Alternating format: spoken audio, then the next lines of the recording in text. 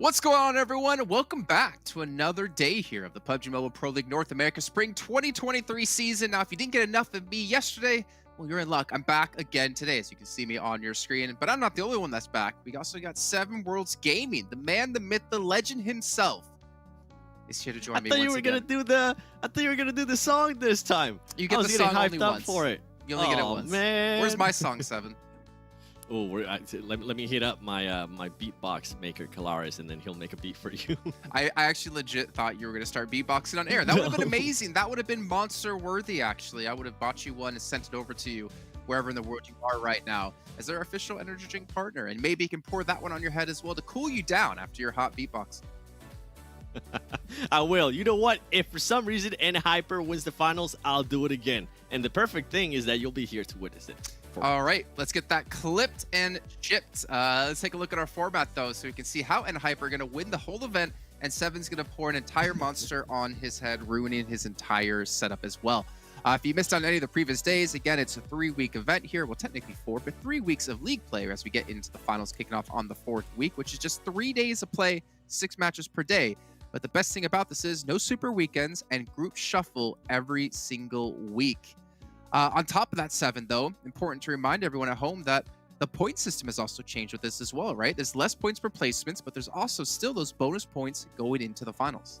Yeah, I feel like this is the biggest change so far, and we have seen a huge reflection from it. I mean, they do end up getting a lot less points for a win. Now it's only 10 for first place, and 9 through 16 is 0 points. We're seeing that elimination point come in handy. I mean, we've seen people get 30 points, and most of the 30 points were just coming from eliminations, and then we go to the bonus points, which teams are going to be able to accumulate them throughout every single week. As soon as the week ends, they're going to be able to get those bonus points, and after the 3 weeks, there will be some more bonus points. So in theory, if for some reason a team did end up in first place throughout all the 3 weeks, they could go into the finals with the 40-point lead over some of the other teams. 40-point lead. That sounds like what we're going to see when we get to our overalls. As we can take a look at the prize pool here for the event so far as well. 100,000 on the line here for all these teams to potentially pick up the best they possibly can. They get 2,500 just for playing, which is a quarter of Seven Worlds Gaming's day rate. But there's also awards on top of that can earn you even more money. And then you also have the prize pool get into the finals. So you're making it a top 16. You're guaranteed a minimum of 3,500. That's a whole lot of moolah. It is. We should create a team, okay, at some point, just to see how bad we would get destroyed. Because more than likely, I could at least get the most assists. Nah, I'm not. Who am I lying? Who am I lying? You, Jason, on the other hand, you would definitely get the survivalist one. 100%. You know, I'm sending you money through the mail for that comment, because you and I both know I would be the worst player on the team. But that's fine. I'm the tallest player on the team. Let's take a look at our calendar, though. What's coming up over these next 4 weeks of play here? We are on Saturday, the 25th. That is correct. And we're still into our first week, so we still have today and one more day of play before we shuffle things up. We shuffle the talents up a little bit. Seven gets to be, well, I guess me, but better, as he goes back to the host role, I think. Right, Seven? It's all right. I mean, I'll take over for week 2, and then we'll be back here together for the finals once again. I know you're going to miss me. I'm going to miss you. We'll be back together. Don't worry. It only took us, like, what, 3 years to be back here in NA? Yeah. I'm going to miss you so much, man. It's going to be, like, the worst. I'll have to just wait another 3 years to come back, you know, because I'll miss you too much. Let's take a just hold on to the puppy and try not to cry every single night. You know what? I should get him in here at some point, but I'm pretty sure he's going to destroy something. Just like we're going to see on the leaderboards. Let's take a look at our overalls here to see which team has been destroying their competition and is currently in the lead by 20 points. YKG, 4 chicken dinners, 85 eliminations. You know, they're the young kings for a reason, and that's a shout out to you, Hot Jukes.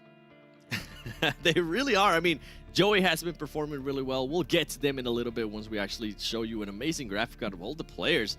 But Hyper was the actually biggest surprise for me yesterday. They didn't have one of the greatest day 2s. They were able to bounce back in a day 3 and put themselves there in that 2nd place. And that's why I was hinting at, if for some reason they do end up winning the whole thing, maybe I'll do that monster bath again on live stream. That sounds so bad. Monster bath, 122 points. Dove Slayers to 100 points. And a team that disappointed me a little bit yesterday, Golden Eagles NA, not one of their best performances. Yeah, well, just really quickly here, Monster Bath, actually I like to call it the green shower. Ooh. But yeah, I mean, Golden Eagles NA, we got to see them. Was it on Vikendi? Have another decent performance yet again, 93 Yep. points. We're gonna move on to the second page here. As you can see, the Chosen running things out in 8th. And then looking here, I mean, this is what we pretty much hit on yesterday. If you missed out on the show, the Panthers, 15th place. What is going on, boys? 9 placement points, 34 eliminations. I know there's a lot more emphasis on eliminations and placements now, but you and Puppeteer, I feel like you're reading from the same strap book right now. With Puppeteer, it kind of goes back to what I was saying with Golden Eagles. They did not have a good day at all. I mean, a team that I'm used to seeing them get a lot of eliminations, usually when we're on this page right here, the eliminations absolutely stand out from anybody that's near them. Yesterday, a lot of people had a big chance to just catch up to them because they weren't doing much. I don't think they even ended up getting that many placement points either. And then if we go down a little bit more, a team that we do kind of have to give them a little bit of props is Super Lazy Reflex. We saw some flashes here and there. They did end up losing the hot drop once again to MEZEXIS and Erangel and Gatka.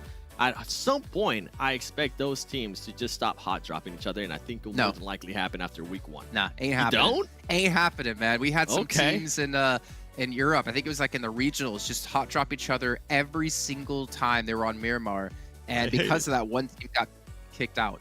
But what does worry me though, look at the overall rankings, I want to bring this up for you, Seven, right? Yes, this is PMPL, yes, it's North America, but you got to think about those next steps, right? You go from here, you go into regionals, you have teams coming in from LATAM, you have teams coming in from Brazil. Those teams are going to out-eliminate you and outplace you. You can't be a team right now that focuses only on elims if you want to be one of the top teams in the world. When you get to these next stages, these next tier of events, you're going to struggle really hard against these better teams that will be coming in. I agree with you, and I think that's something that reflected really well whenever we saw WALLSTREETBETS going into day 3. They were in first place. They were a team that had a perfect marriage in regards to eliminations and placement points. It worked out for them there in the first 2 days, but in the third day, they weren't able to perform. So not only is it being able to get those placement points, and it comes down to being able to be consistent in a short amount of time. Because yes, we are going to be playing for 3 weeks, and then on top of that, we're going to have the finals. But you mentioned regionals. Once we go to regionals, if I'm not mistaken, I think that's only going to be 4 days, and we have seen a lot of teams that are expected to do good on paper, that they just crumble after day 1 and they cannot recover. Well, look at nHyper, right? They're hot, they're cold, they're hot. We're going to take a look at their day 1 versus day 3, where they're both extremely hot. But if it's a 4-day event, if you have, I don't know, 2, maybe 3 cold days for some reason, guess what? You're not going to have a chance to move on to the next stage and obviously win a bunch of money. But we can see here, their survival time, 7, has gone down a bit. But in the trade-off that they got 2.25 more average eliminations per match and more damage per match. I don't know how I feel about the trade-off. I feel like it's pretty good. I mean, considering they're in second place. But what's your thoughts? If I'm in Hyper, I wouldn't be changing anything. And what's crazy too is that we wanted to compare this 2 days, not only because they popped up, because they also got those 2 chicken dinners on day 1 and in day 3. And if I'm in Hyper, I'm looking at that 19 minutes average survival time, but I'm also looking at the average illims. You're able to increase the illims, and they did end up having 2 bad matches, you could say. They ended up with a 7th place finish and a 15th place finish during day 3, but they were able to back it up with a lot more eliminations, and that's why you're seeing a reflection of that on the day 3 graphic on your right-hand side.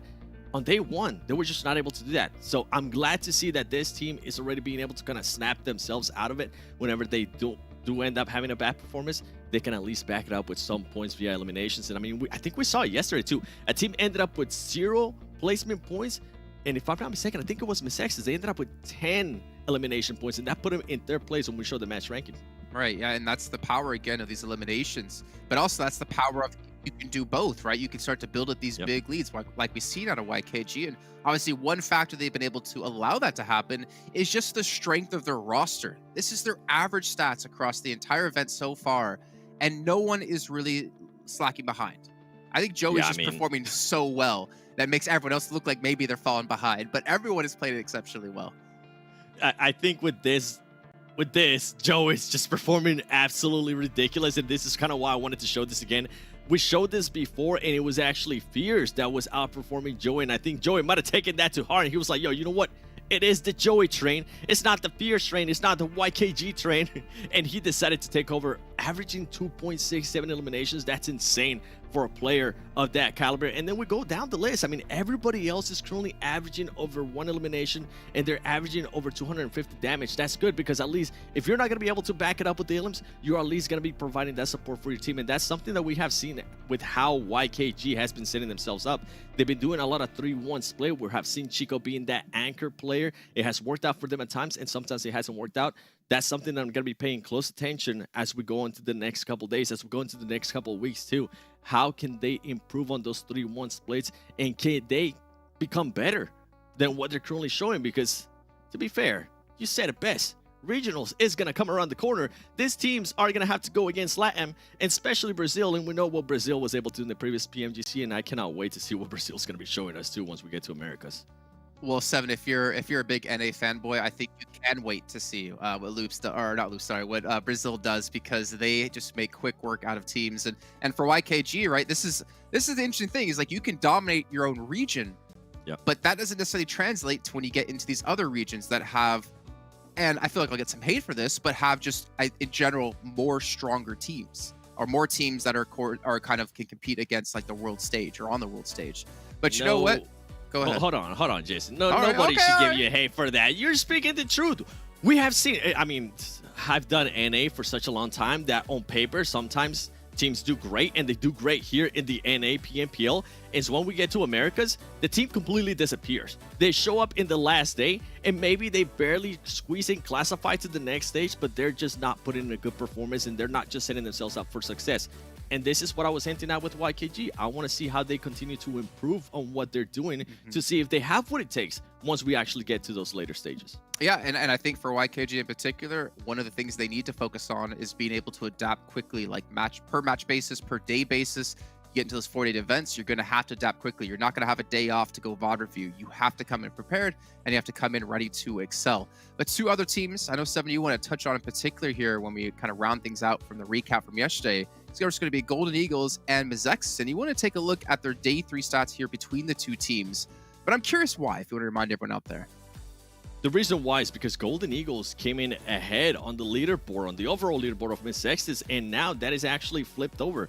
Now MEZEXIS has been able to pass them, and you can see why. MEZEXIS were able to outlast them in regards to average survival time. They were able to output a lot more damage, and on top of that, that damage, they were able to actually convert it to eliminations, which is a thing that we have been following with some of these teams. We have seen it before. Some teams are able to get a lot of damage, but not really able to convert that into the eliminations that they want to have.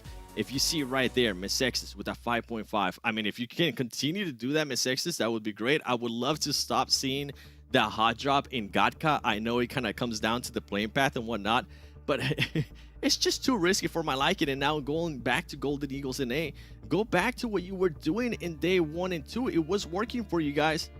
But then the big question mark, and something that I love that you mentioned yesterday too, Jason, was that it wasn't just Golden Eagles that had a day off to VOD review. It was everybody else that had a chance to VOD review. How is Golden Eagles going to be able to react now that a lot of teams might know what they're doing and might actually be catching them, which it seems is what happened yesterday? Well, I was hoping for MEZEXIS, at least from yesterday today, they VOD reviewed that remix play. I think that was over on Miramar, if I'm not mistaken, against Excuse, where they should have been able to close it out, right? You get the first knock, you have your whole team come in, you're playing for such a safe situation. I mean, they had 5 average eliminations there, but it could have been higher if they can just be a little bit cleaner, like we've seen teams like N-Hyper be. But you know what, Seb? The best part about these shows is that you guys at home get to get involved with the shows. You get to hit us up over on social media, whether it's our own here below our faces, our beautiful faces, or one of our beautiful faces. The other one is looking a little pale. You can tell which one's the pale one.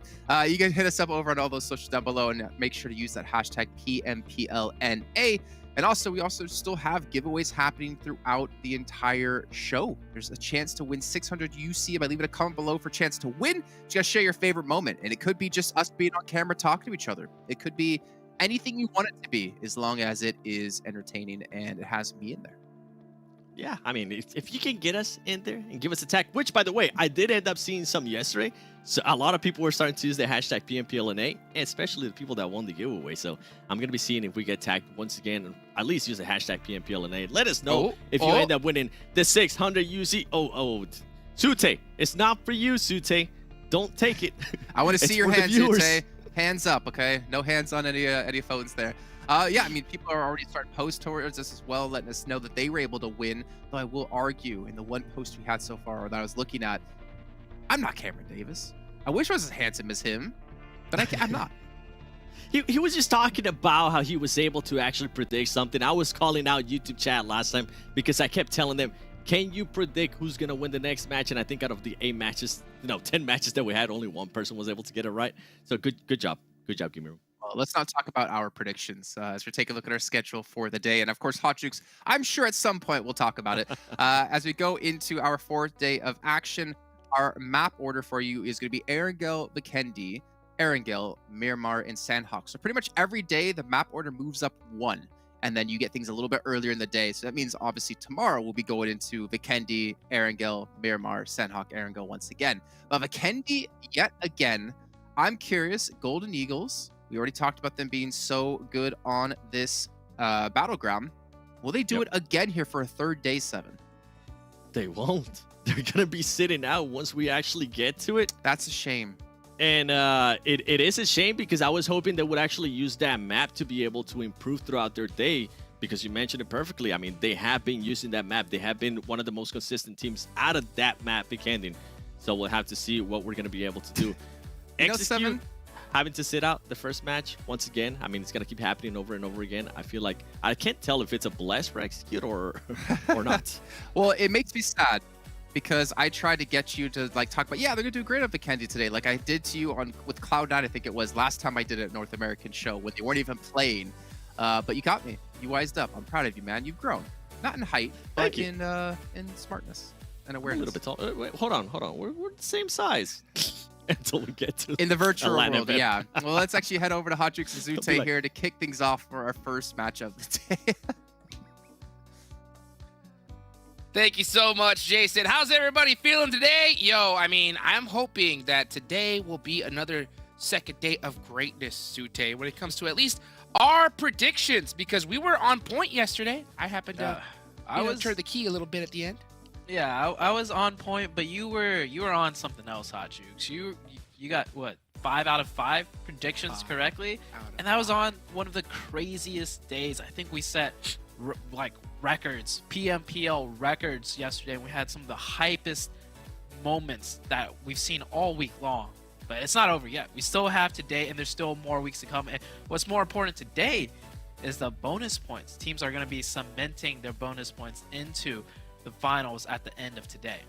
That's right. That's right. So we're going to see which squads are going to be able to get it done. I mean, if today is even half as fun as we saw yesterday, we're going to be in for a treat here, and we're starting things off in Erangel. So let's get hyped, and I hope whoever won that 600 UC shares with some of their friends and family.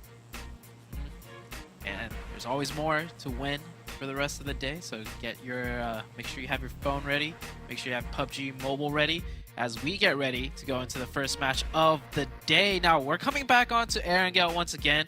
We've seen over the course of the last couple of days when we don't have Erangel first, it makes for really exciting gameplay. But now that we're starting it back on Erangel, do you feel like things are going to slow down a little bit, or things are just going to even hasten up even more because of yesterday's action?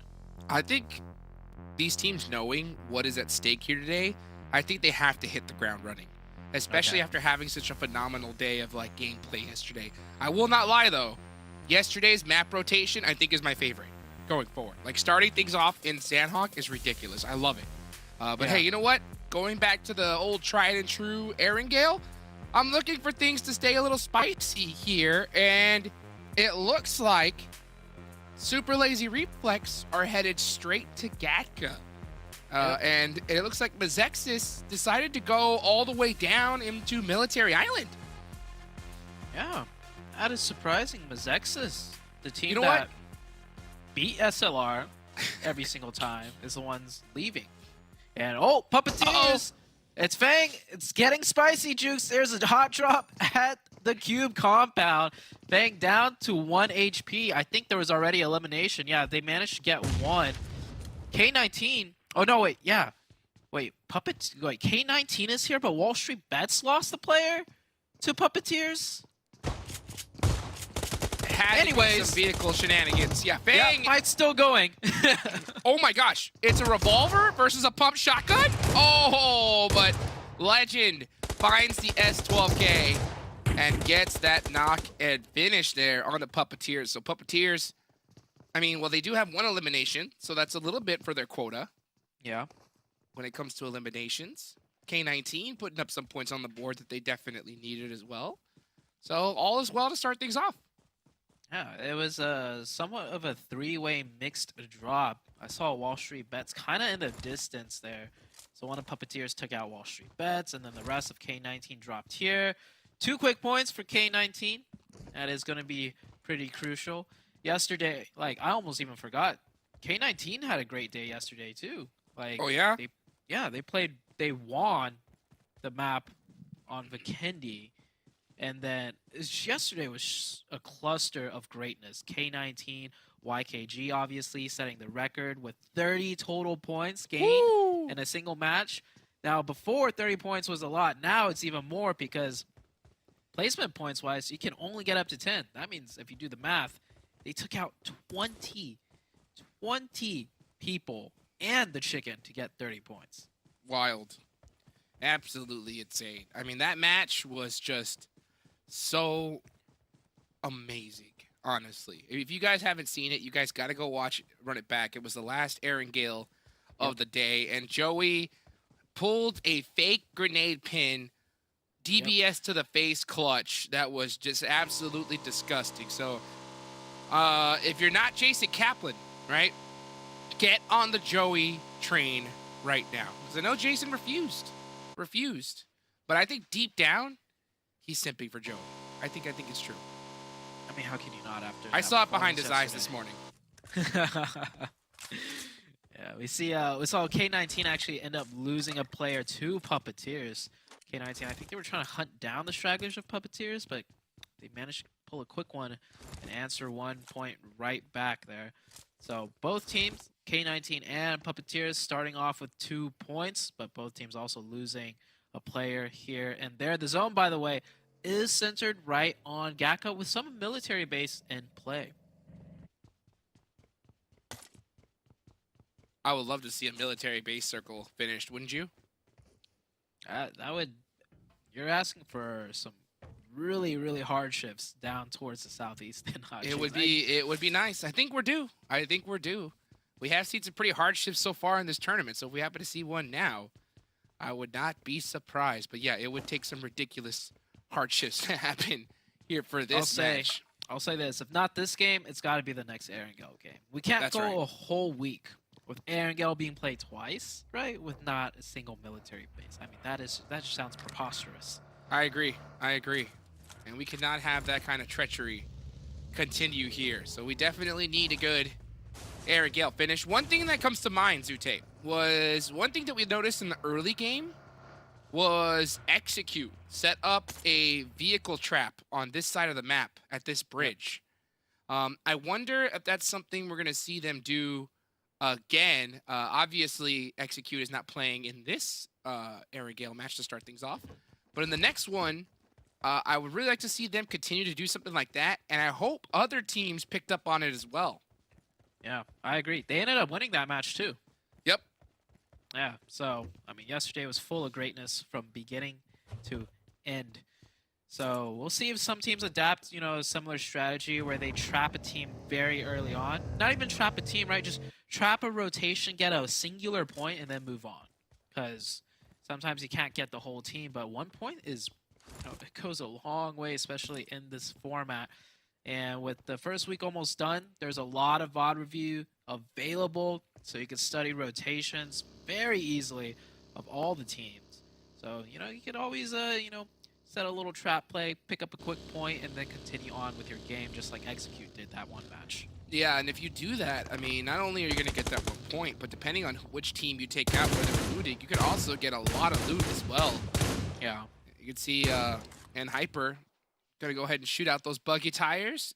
Super Lazy Reflex being like, why didn't we secure that buggy just a little bit faster? Well, I'll tell you what, they did manage to secure the compound. We have N Hyper right over the top of them. Super Lazy Reflex seem to be doing a 2-2 split. Now we also know Hyper loves that compound. So will they actually engage? Probably not. It's only circle one. You see a lot of teams centering up very close to one another. Not a lot of fighting early on besides the little scrappy drops. So we might be in for a slower game, but that's just going to build up to a bigger bang with so many players left, with the circle getting ever so closer. Let me ask you this, Zute. One team that I've been waiting to see wake up is the Panthers, right? They're really low on the leaderboards right now, and we've seen what this team can do in the past, right? Yeah. So knowing how this week is going to end up, how do you really go into today? If you were them, right? What do you think your strategy is going into today? To try and just hunt down those last second bonus points? Or do you use this day to kind of just reset, get things a little bit more set up for the next week? Oh, you couldn't have said it any better. Definitely the later. Just reset for today. Don't try and like push yourselves too much. Just try and stick to the fundamentals. Take it easy. Play things a little slower. You know, work on your comms a little bit and set up for the next week. Like I said yesterday, you know, I think it really depended on how well they did the very first game of yesterday, which is going to dictate the entire weekend. And they did not do well on the first game, and that is exactly what happened. They just kept throwing. So I think today is that reset day. Like, it's fine. You missed out on the first week of bonus points. Maybe you could get a couple, like 1 or 2, but don't worry about it. Don't sweat it, right? This is a marathon. You got more games coming, more weeks coming, and this zone just shifted a little bit towards military base. Not really going that way, but it does make for a very clustered second circle. Yes, it does. A little bit of military base inside of it, so I guess we can, you know, take it where we can get it, Zute. When it comes to the Panthers, you're right, because if they really want to get some bonus points for this week, they'd have to have a monstrous day. We're talking like a good couple chicken dinners minimum to bounce themselves back up. And with how they've performed so far, yeah, I think trying to fix the problems that you guys have is definitely a higher priority. Speaking of problems, the Chosen, I think they're kind of in the same boat here. They are right below the Panthers, and they've shown some good signs here in this tournament, but at the same time, just don't seem to be firing on all cylinders. What do you think is the Chosen's problem? Chosen, I think they're just one of those teams that take a while to warm up. And when I say a while, like maybe even a whole week, because they're not doing bad per se, right? We all know they could do better, but it's not terrible. So I think they're just needing to warm up a little bit more, get the blood flowing, get the blood pumping. And they might just come in huge on week number 2. Maybe even, you know, today, if, you know, all the stars align for the team. So we'll see. We still got, you know, 5 games today. 4 for them, including this one. So the Chosen, I have high hopes for them. I've seen what they can do. Let's see if they can lock it in. All right. Well, it looks like things are finally starting to heat up here in Erangel. Hope you guys got your popcorn, get your Monster Energy locked and loaded. As we see teams rotating. And a 4. Slimmy made some great plays yesterday. It's the good old Slimbot. I played many games with this man. I'm so proud to see him here at this stage. And I'm looking forward to seeing this team grow, you know, and it's always a great time to see new squads form and, you know, new stars start to present themselves. Sometimes it doesn't always happen on your first PMPL, but I mean, I think a perfect example of that is Joey, right? Himself. That was the first thought. That was the first thing that came to mind. I remember back in the days, right, when Joey thought he was on the come up. He made that one tweet. Something about fine-tuning my gun skills. Everyone made a meme out of it, and he did horribly. Oh. Like god awful. Like so bad that you might even want to quit after, you know, putting yourself on the map with that tweet and then just completely choking. But hey, he persevered, and now Joey's all we could talk about. Yep, top player in this lobby. I mean, he has definitely made the most fantastic plays we've seen so far in this PMPL, and I don't think he's done yet. We're just getting started here. Next zone does go on up over to the Gatka area. We did get to see a nice, you know, chopstick-ish finish yesterday. So we are going back to this side of the map once again. and Hyper all the way at the bottom. They are going to be going up against SLR and XQS, so both those teams really got to make sure they're on point if they want to be able to get some points on the map. MEZEXIS is going to be the final team to rotate in the zone. I love where our YKG are setting up right now. Smack dab in the center of the map with sight lines to like everything. Now this could be a good thing for them. This could be a bad thing. It just gives them a lot of opportunities to control a lot of space, have a lot of sight lines everywhere. So if they play this very well, you might see a huge game out of them. Or it could be the complete opposite. They get picked apart by multiple teams pressing in on them on all sides. But if there's any team that I want to see pull off, you know, holding center in a tough spot, it'd be YKG. Absolutely. YKG, they made that push early on, and they caught Angry Amateurs slipping, and were able to win that game in fantastic fashion. Here goes the Chosen. Looks like Angry Amateurs. Ooh, able to catch a couple knocks onto them. That's 2. That should be a full push. Oh yeah, they're pushing. They're working. Angry Amateurs, not sure what happened here. Well, the zone shifted, so I guess Angry Amateurs got a little more aggressive, took some peeks, and they found the knocks. It's 2 of the Chosen down, so once again, the Chosen, right, just one of those teams that are taking a bit longer to get fully warmed up. Player skill is there, but sometimes, you know, this game, it's more than just individual player skill. It's like just understanding how to work together as a team, when to give some positions up. Like, I don't think they should continue holding a 2-2 at that point. You're on the edge of zone. Just hold a stronger position a little bit further into zone. I gotta agree with you there. That's gonna definitely hype up Angry Amateurs. Oh, look at Nate. They are not moving a muscle. They do not want to give away their position just yet. But did they hear a pin pull? I think Trick definitely saw somebody there. As now they're gonna throw a nade right onto Nate. Nate has to be careful. Oh, it's a little bit far, but that might hit Zuko instead. It does not. So the Panthers will not take too much damage as, oh my god, that nade onto Quan. Did you see that, Jukes, on the bottom left? Right in his face, down to 1 HP. That could have been terrible news. But it looks like MEZEXIS, they're not done with their nades just yet. But Zone's gonna shift. I don't know if they're gonna commit to this fight. They might just be applying pressure to see if they can get an opening, but if not, they might elect to do a rotation. That circle shift. Oh, that's a tough one. Oh, Nate gets the headshot in. This might be the full fight now. Through the grass. I love watching MEZEXIS. They're always full pushing, never scared to take a fight.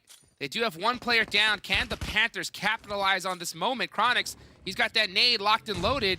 Is he going to catch Remix here? Does piece him up a little bit. Chronix is definitely going to fight at Erangel. And the battle continues. Oh, Nate finds it on a Remix. MEZEXIS is in trouble. There we go. This is the Panthers finally waking up a little bit. I'm so glad when that zone shifted, they didn't just decide to disengage. Instead, they went aggressive, and they took out 2 members of MEZEXIS. I only see 2 up. MEZEXIS now having to turn tail and run. That's 2 quick points for the Panthers. And now on this high ground, they could try and find a way to work into this zone, but it's not going to be easy. The zone's far away from them. Pretty much every spot on the edge of zone is already preoccupied. This is going to be a tough rotation for the Panthers. See if they can pull it off. Oh, yes, it is. And here they go with a nice 4-vehicle split. Very well spread out. Gotta make sure you don't hit those thin trees. Zuko barely missing it as they try to find a spot into this zone. And, oh, we're going to see an all-out battle, though. Here, Chico has got eyes on WALLSTREETBETS. Chico right now. I always see Chico in these positions where he's put in the most dangerous of spots. And now we see why. He can hit the shots. He's got to make sure not to get too overly aggressive.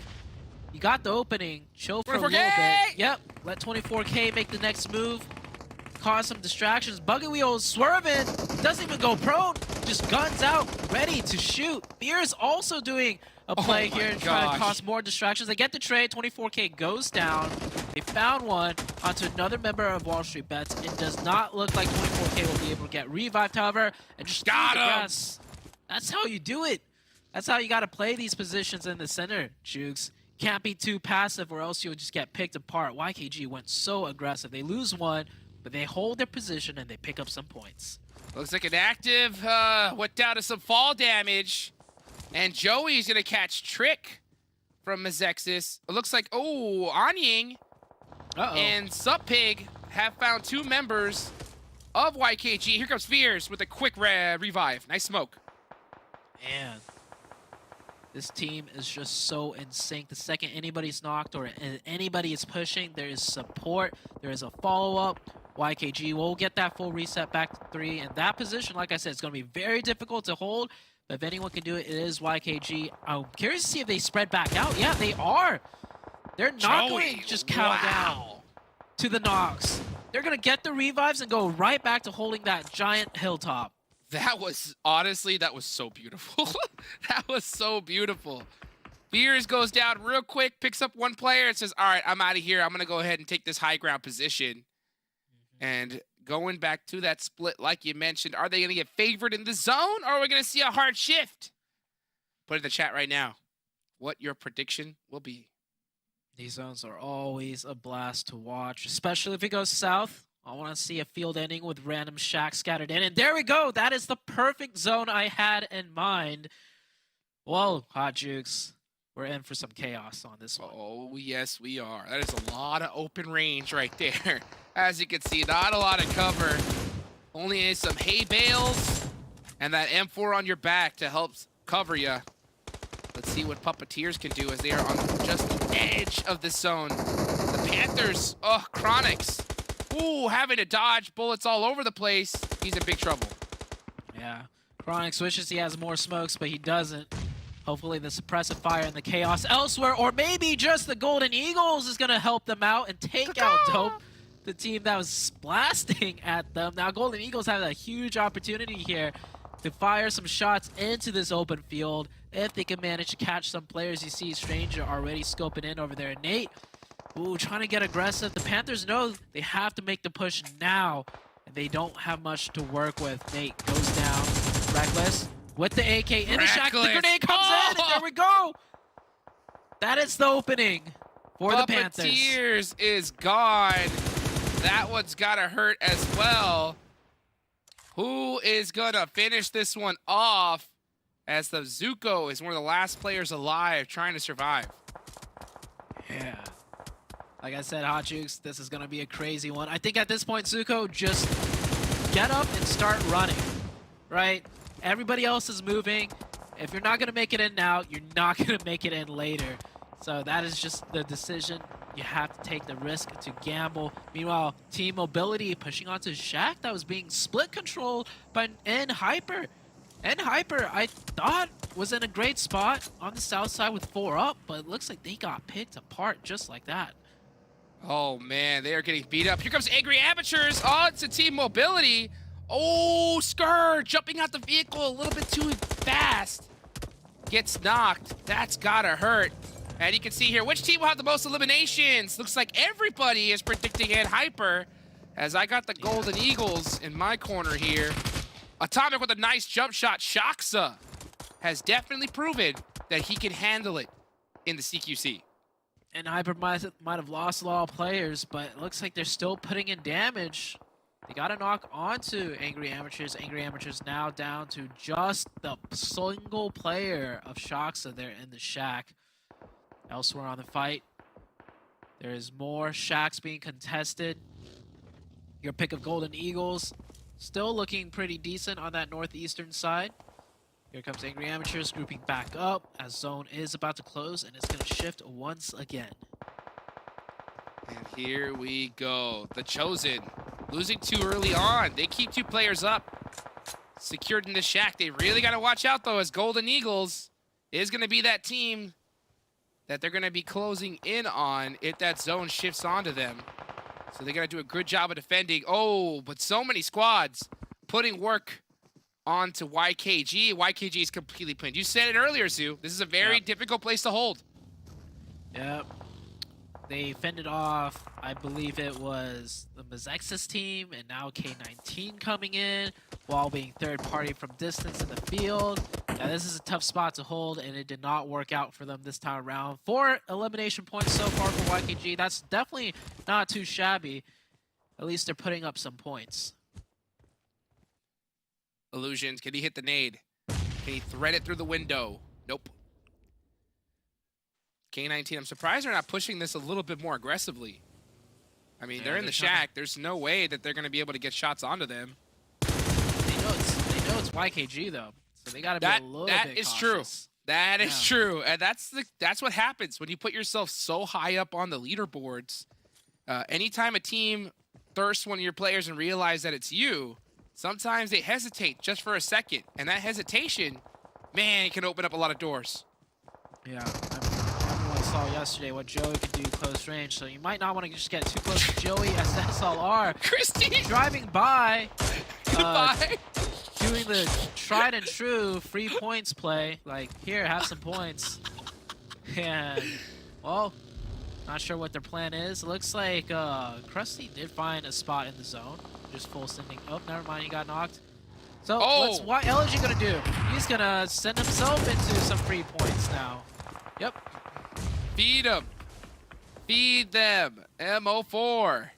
Eating it up. Super lazy reflex. Not able to seem to be on the same page in this one. Hopefully they can figure things out for next week. Here. Still a few games left to go, though. And Hyper. Kindness. Last one alive. Look at those shimmies. Crouches. Leaned. Back and forth. Lay down. Yep. He made it across. Almost in zone. Miracle nade? No. Does not get the opening that he needs. He's still being very active, though. Notice how, like, active Kindness is playing, even though he's a solo player. He realizes, sure, he'd be quiet and keep snaking, but placement points aren't as strong as before. But these elimination points, especially if he can get that one, is going to be good. Now he puts himself in a 1v2, and he might be able to just push on and take the shack over. Oh, great! Nice try. Spray through the smoke to shut Kindness down. There goes in Hyper.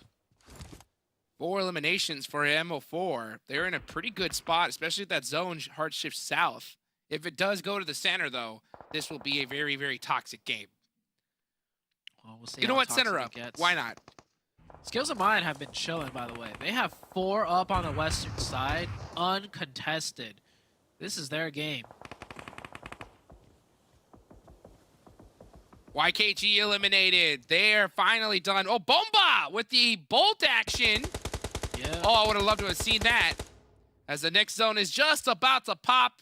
Who is going to get blessed? Skills of Mine really needs to start playing this aggressive.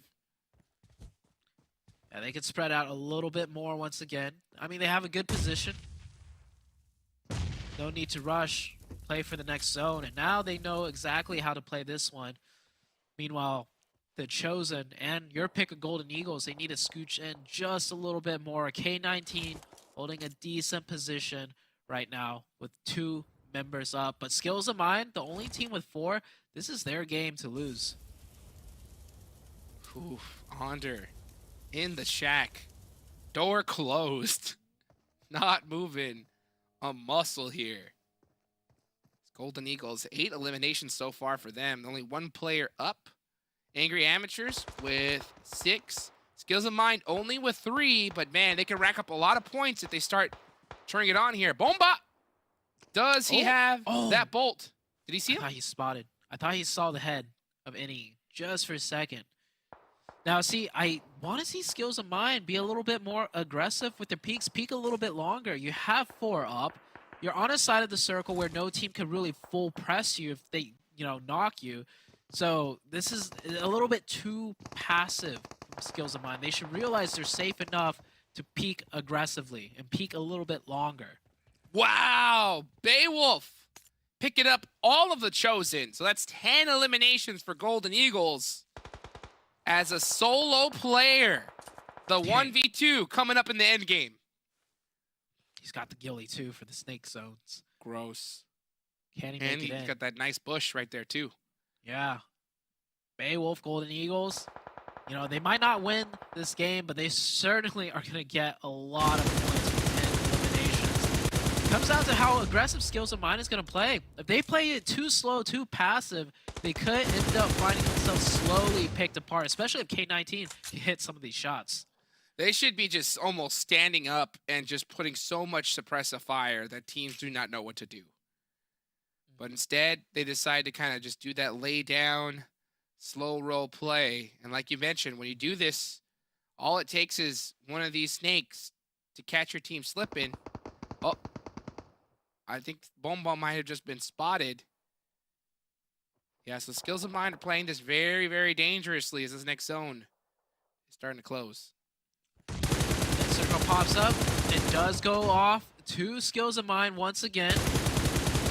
Great knock for K19. Now see, if he peeked that aggressively earlier, like literally, like maybe 1 minute ago, this revive would not have been too risky and that would have been a fine play. But now with the new zone that just popped up, teams are going to get a little bit more aggressive, just like this. Yeah, K19. Yep. They just played it too passively earlier, and now you're playing aggressive for a long spray, long peek. This is what's going to happen to you. Yeah, at the same time, you know, they haven't been able to get to this type of end game in quite a while, Skills of Mine. So, you know what? Sometimes those nerves can really start pumping, especially it being the first game of the day. So got to be proud for them to getting this far in this match so far. But can they get that finish? That's the thing. You have to be able to close out when you're in this kind of position. Yeah, Ander, I know he's only got 80 shots of the M4 left. I was hoping to see him spray a little bit more into the smoke to maybe get that confirmation. He did pick up 1 already, so that's good. Been a 4, hold on. What is this? Just a full send across, but it was a distraction, and it worked. Blaze catches 1, so they trade 1 for 1. Supra throwing some smokes out. Angry Amateurs, Metaphor down to solos. K19 with the duo. I think K19 is probably the most dangerous team right now. Yeah. They had a great day yesterday. Looking to keep it going coming into today. K19 did not have an easy way into the zone either, so they are playing in really tip-top form to make it this late.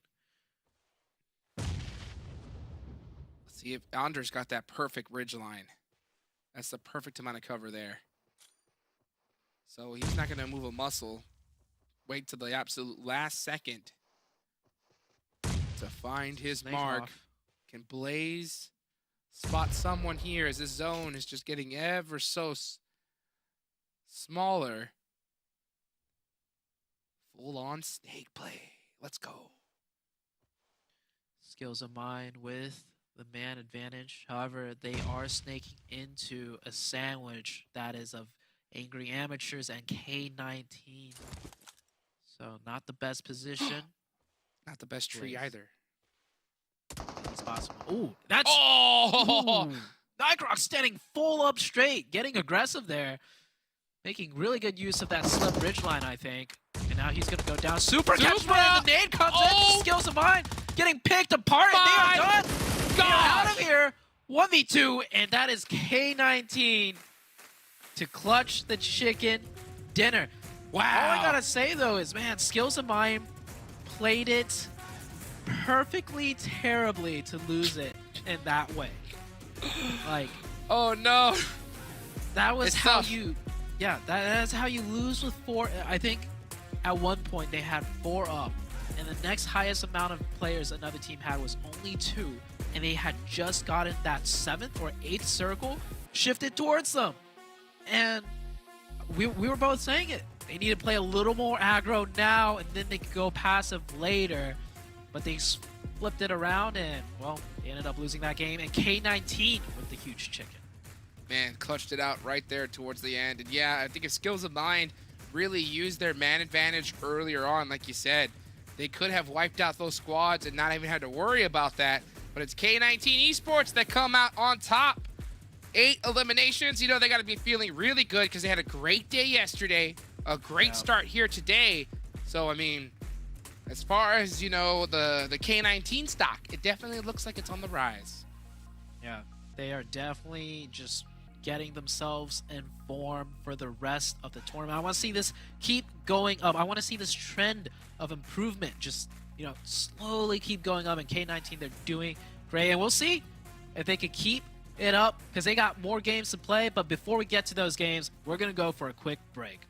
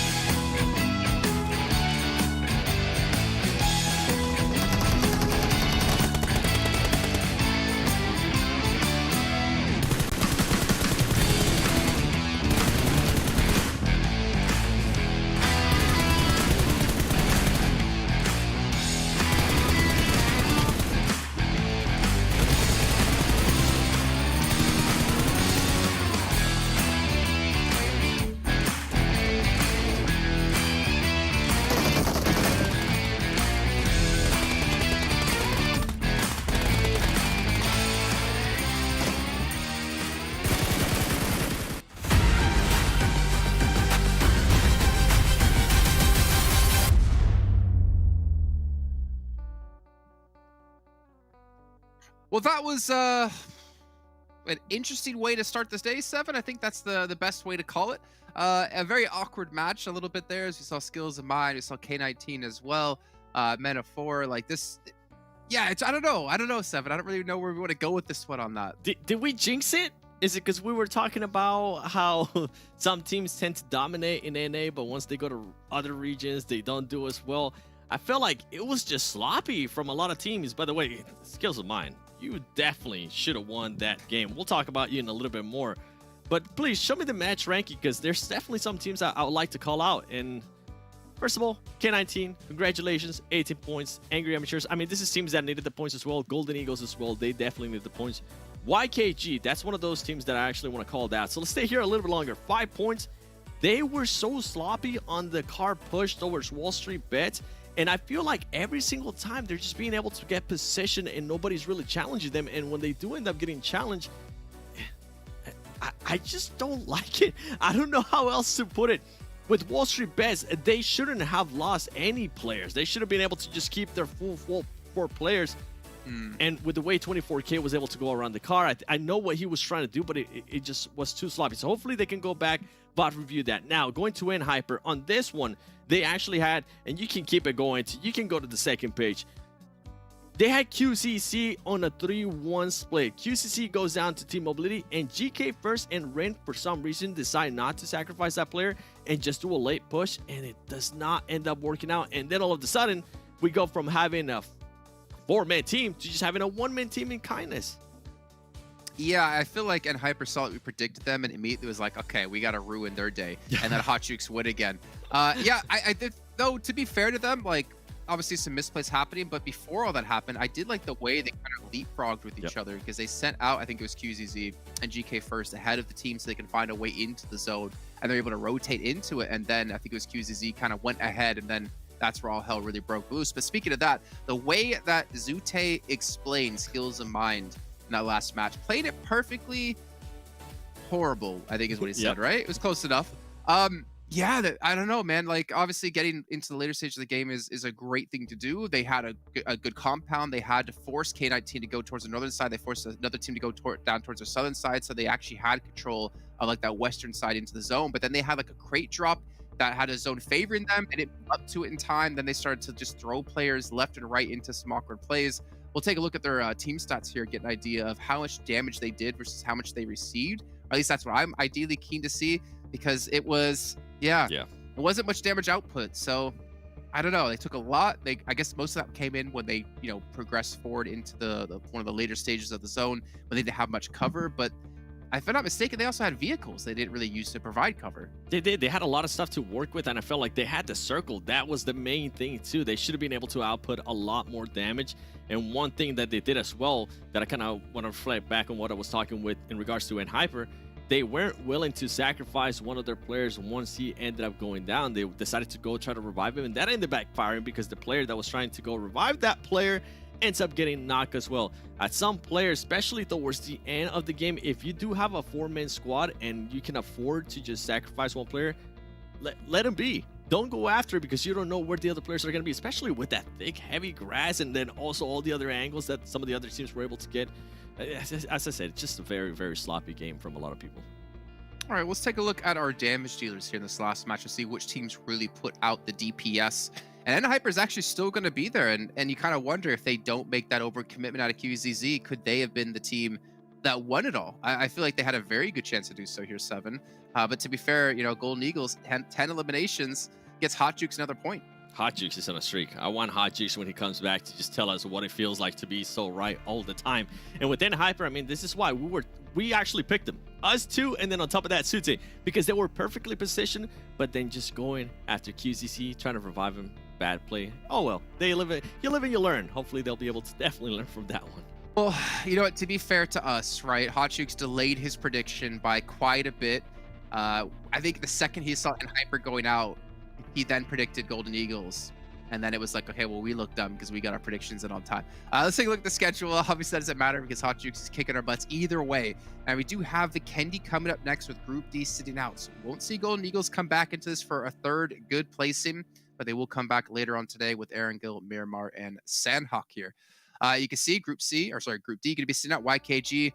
Maybe they need the cooldown here from the last match if things just getting a little bit too hectic for them in the beginning. Maybe they do. I know a team that's definitely going to need a little bit of time is PUPPETEER. PUPPETEER has not been doing so hot. I don't know what happened to this team.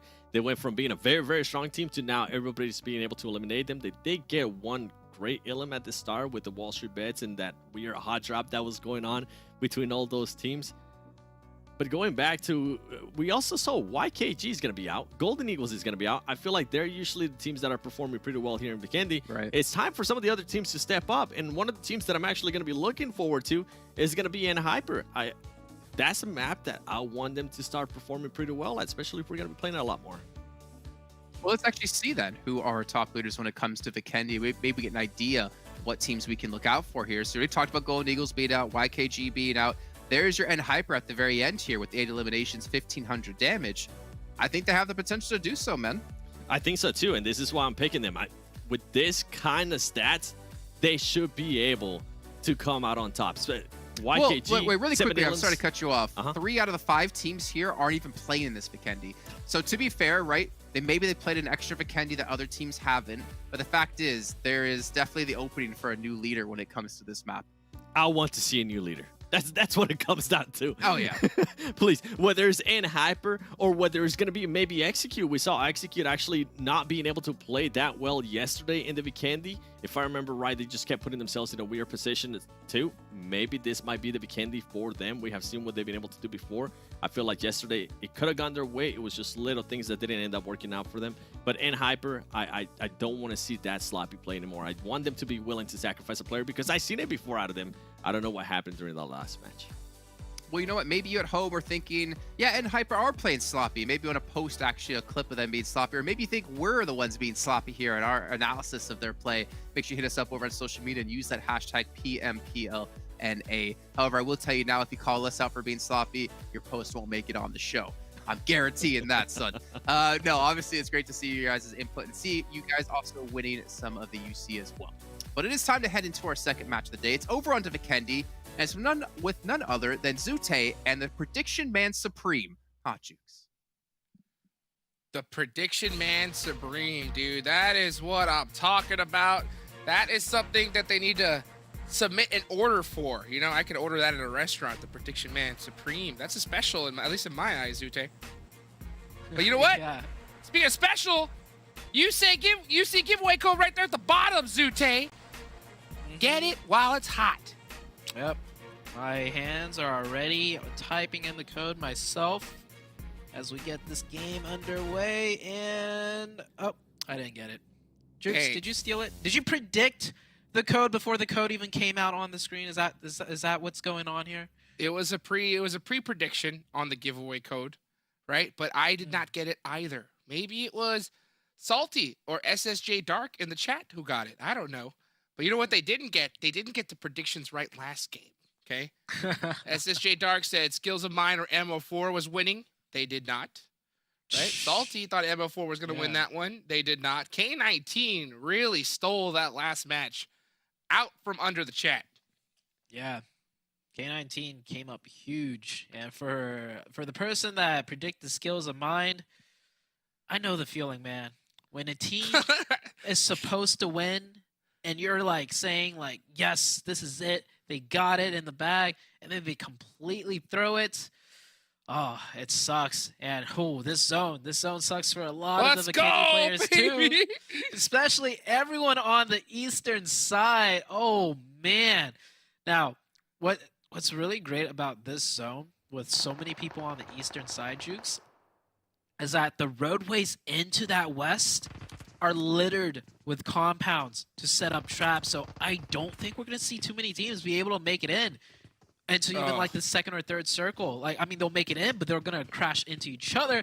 But before we talk about that, Skills of Mine, let's see if they can redeem themselves after throwing that last game, if they can win this fight. What is that range? What On good? the DBS. He was 1 health, though. He was 1 HP. You just had to breathe on him. And Was he only good. 1 HP? I thought he was running in there with full. Okay. All right. He was running in there with full, but he got shot. He got shot initially on the way in, down to 1 HP. Oh, okay. And then the last just hop got through the window. Yup, touched Okay. at the end. And that is Skills of Mind again versus Men of 4. The battle of the teams that really need points. Oh, Because these aren't Titans. Not yet. Not in this lobby. Oh my gosh. Slemmy though. Check out Slemmy. This is your man. This is your boy. The Slim Bot. The Can he do Slim something Bot from here though. General, dude. Come on, Slimmy. Make me proud. You got to make up for that last game there. They've been doing pretty good in this tournament, but just losing early players early on, just making kind of simple mistakes seems to be what plagues them. Seems to be the issue for a lot of these newer teams. And can't blame him, Jukes. Remember when we were competing? There was so much to take in and learn. There was no like set established like play styles per se. Like everyone was kind of just learning it. And now for these teams, there is a lot out there that you can study and review on. But even then, we all know this is a game that you kind of have to forge your experience through the battle itself. And Men of 4, Skills of Mind included, they're trying their best. Yeah. You know, one thing that, you really have to consider is, when you have, this is your first PMPL, nerves come into factors so much. If it's your first time in the end game in PMPL, I wouldn't be surprised if some of these players' hands are shaking, and that's going to affect that gyro just a little bit. So whenever you're that nervous, it makes you second guess your decisions and you get caught and make mistakes. So as time goes on, though, those nerves definitely calm down. You get used to playing at this kind of stage, and you can start hopefully feeling yourself. Let's see if Slimmy can feel out where Skills of Mind is going and possibly catch Trixie Boy on this rotation. I think you see something. Yeah, Skills of Mind taking the initiative, doing a smoke push there. That's good.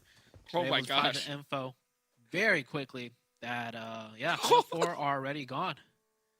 What's up? What do you see? I'm sorry. I'm watching the chat from the last game. They're just now seeing Oh, they're the seeing the reaction.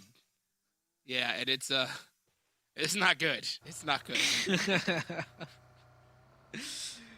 Oh man.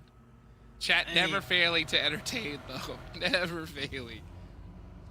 Can't blame him, man. I think everyone was a bit in shock, and Skills of Mind ended up losing that game. Oh my goodness. Well, hey, you know what? I will say this though, they made it there. They were able to get to that end game. So hopefully that can at least start a trend where they're able to hopefully close it out towards the end. They do start off this game with 1 elimination, so that's going to definitely feel good. Execute! Now finally in the game. This is their first one here, as we're going to see this beautiful pink ride get refilled with gas. Look at that. I don't even remember when this vehicle dropped. Oh man, there's so many different car skins. Like, I've lost track. Jukes. Gotta catch them all, bro. You gotta get them all. That's on my list. You see Dope here making a rotation, and I'm looking at the minimap. There's actually quite a few teams that managed to find a deep rotation into more of the western side of the landmass there, especially with 50% of the zone in water, if not 55%. Like, there's so much water in this first circle. Oh, run over.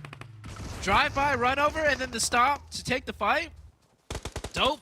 Looking aggro. The Panthers answer one back already, so this is down to a 3v3 with the revive coming out from the Panthers side. Now, Dope, they open it up with a lucky run over, but this might end up biting them in the butt.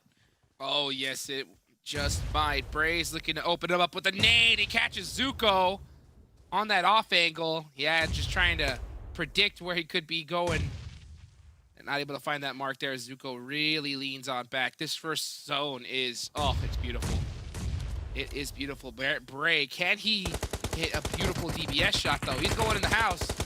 He hears something. Bow! Ooh. Catches one from the Panthers. Closes Nice the shots door. there. That was smart for him to close the door to get that confirmation. Shut that door, get the point, block off the sightlines. DBS's Nate comes in, answers one back. Bray shoots it right back over to the Panthers, saying, I got one myself. Now it's down to 1v1. Nate was trying to pop that first aid, does back off from the Molotov. Looks like Dope is going to be able to get the revive started first. Nate just gets the first aid off. He's going to throw a grenade, maybe a molly. Oh, a molly! The molly! It is good. And now they're going to be able to get the revive to reset it to a 2v1. Beautiful Molotov there.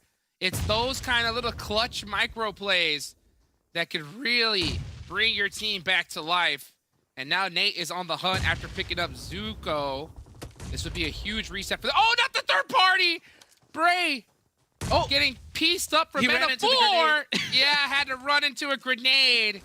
And that is Dope Slayers out of there. Oh, tough break. man. That is tough. They started this whole engagement because one of their players ran over a member of the Panthers. And I like the initiative they took. They were like, all right, pull over, 4v3. Let's get this point and then keep rotating in. But ultimately, the Panthers, they're feeling a little bit better today and playing just a little bit better. Enough to take out the Dope team. Wow. Beautifully done. They did catch a nice little break there from META4. That definitely helped them.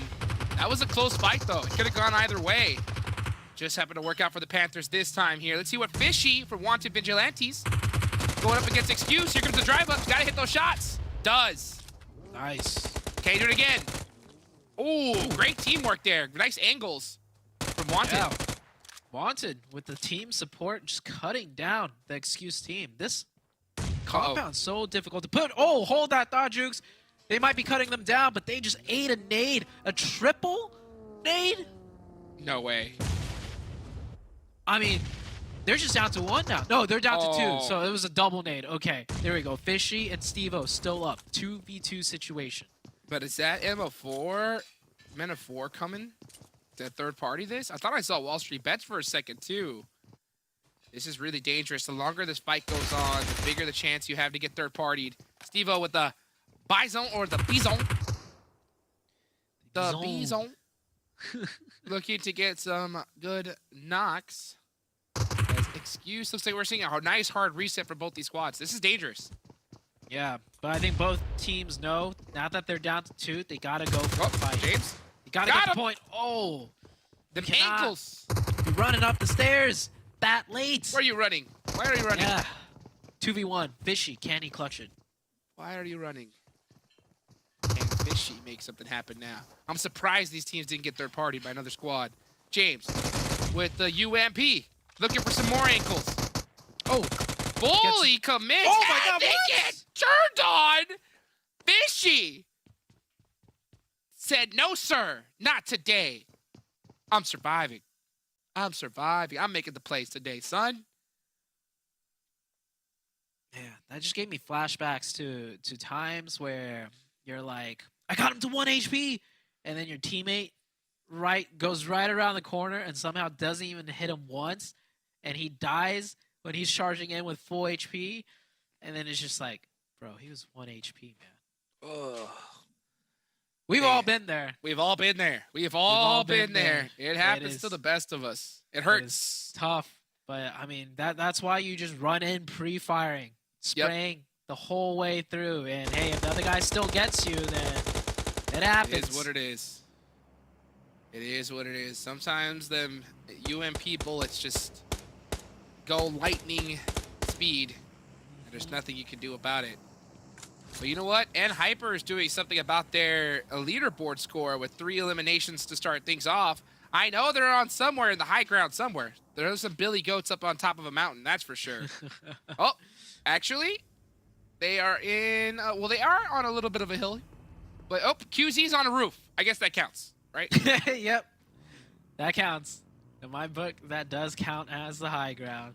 And Hyper right now, they're on that southeastern edge, so they're going to have to slowly make their way in and fight their way in. The circle did shift, and it pulled itself back into the landmass, unfortunately. I was hoping it'd keep majority of the water, which just speeds things up, gets the teams fighting each other a bit more. But we'll see what zone comes out next, as everybody's pretty much situated, and they're just going to wait for the next circle before making a move. Things are going to be quiet for quite a while. I have... Trip is making sure that those tiles in that bathroom are nice and secured. with that G36C shooting right at that window. But yeah, things are going to be quiet for quite a while. This is a typical Vikendi water zone. So that first zone forces so much action. Teams have to just stay still. But since it's only zone 3 now, it's unlikely we're going to see teams make any movement for about another, like, maybe 10 minutes. Yeah. And the next zone, like, it's not even going to cut off too many teams. So, might be a slow next circle as well. We do have 2 teams already out. Wanted Vigilantes down to 1. They did manage to pick up the 4 points, though, at least. Panthers, hey, maybe this might be their game. Maybe they're not Panthers. Maybe they're snow leopards. Snow leopards. This is when they're gonna. This is when they're gonna really be in their element and finally have a decent game. Like, they had one good game so far. That is the very first game on the very first day, and after that, I don't think we've seen anything out of them. Yeah, they're in 15th place right now with only 51 points. A good game can definitely get them in the top 10.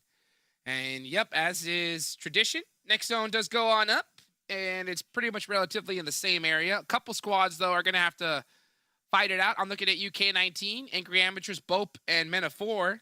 The Panthers could be considered in that mix, but they said, you know what? I don't want to be a part of that milkshake. I am out of here. They're heading it straight into SLR, though. That's a good team to fight if you're looking for some points. Yep, and they're committing. They're stopping, and 3-point SLR gives the opening over. White Elegy goes, like, what?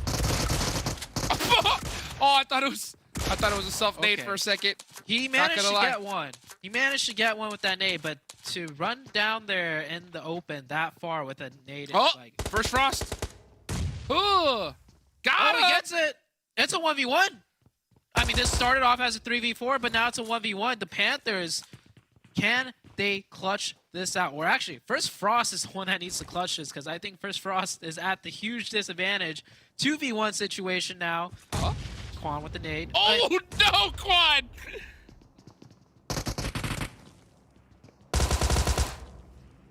That's going on the fun. Oh, no, that's not the highlight reel you want to be on. Yep, Zuko, 1v1. Let's see if Zuko can do this. Goes back for the revive. Can't blame him. They're about to lose a 3v1. I mean, he could hear how panicked First Frost is, just running back and forth. Exactly. Oh, here we go. Revive goes through. Continuing with the spray. 18 pulls up, goes for a quick switch. And, yep. So, Super Lazy Reflex got 1 point out of that, only because Quan naded himself. And it was a 3v4. And SLR were defending. Man, this team SLR, like, okay. Struggling. This is gonna be BM, Jukes. But, No. But you've said every team in here can make something happen. Yeah. I'm starting to feel like SLR is that one team that just can't. Oh, no.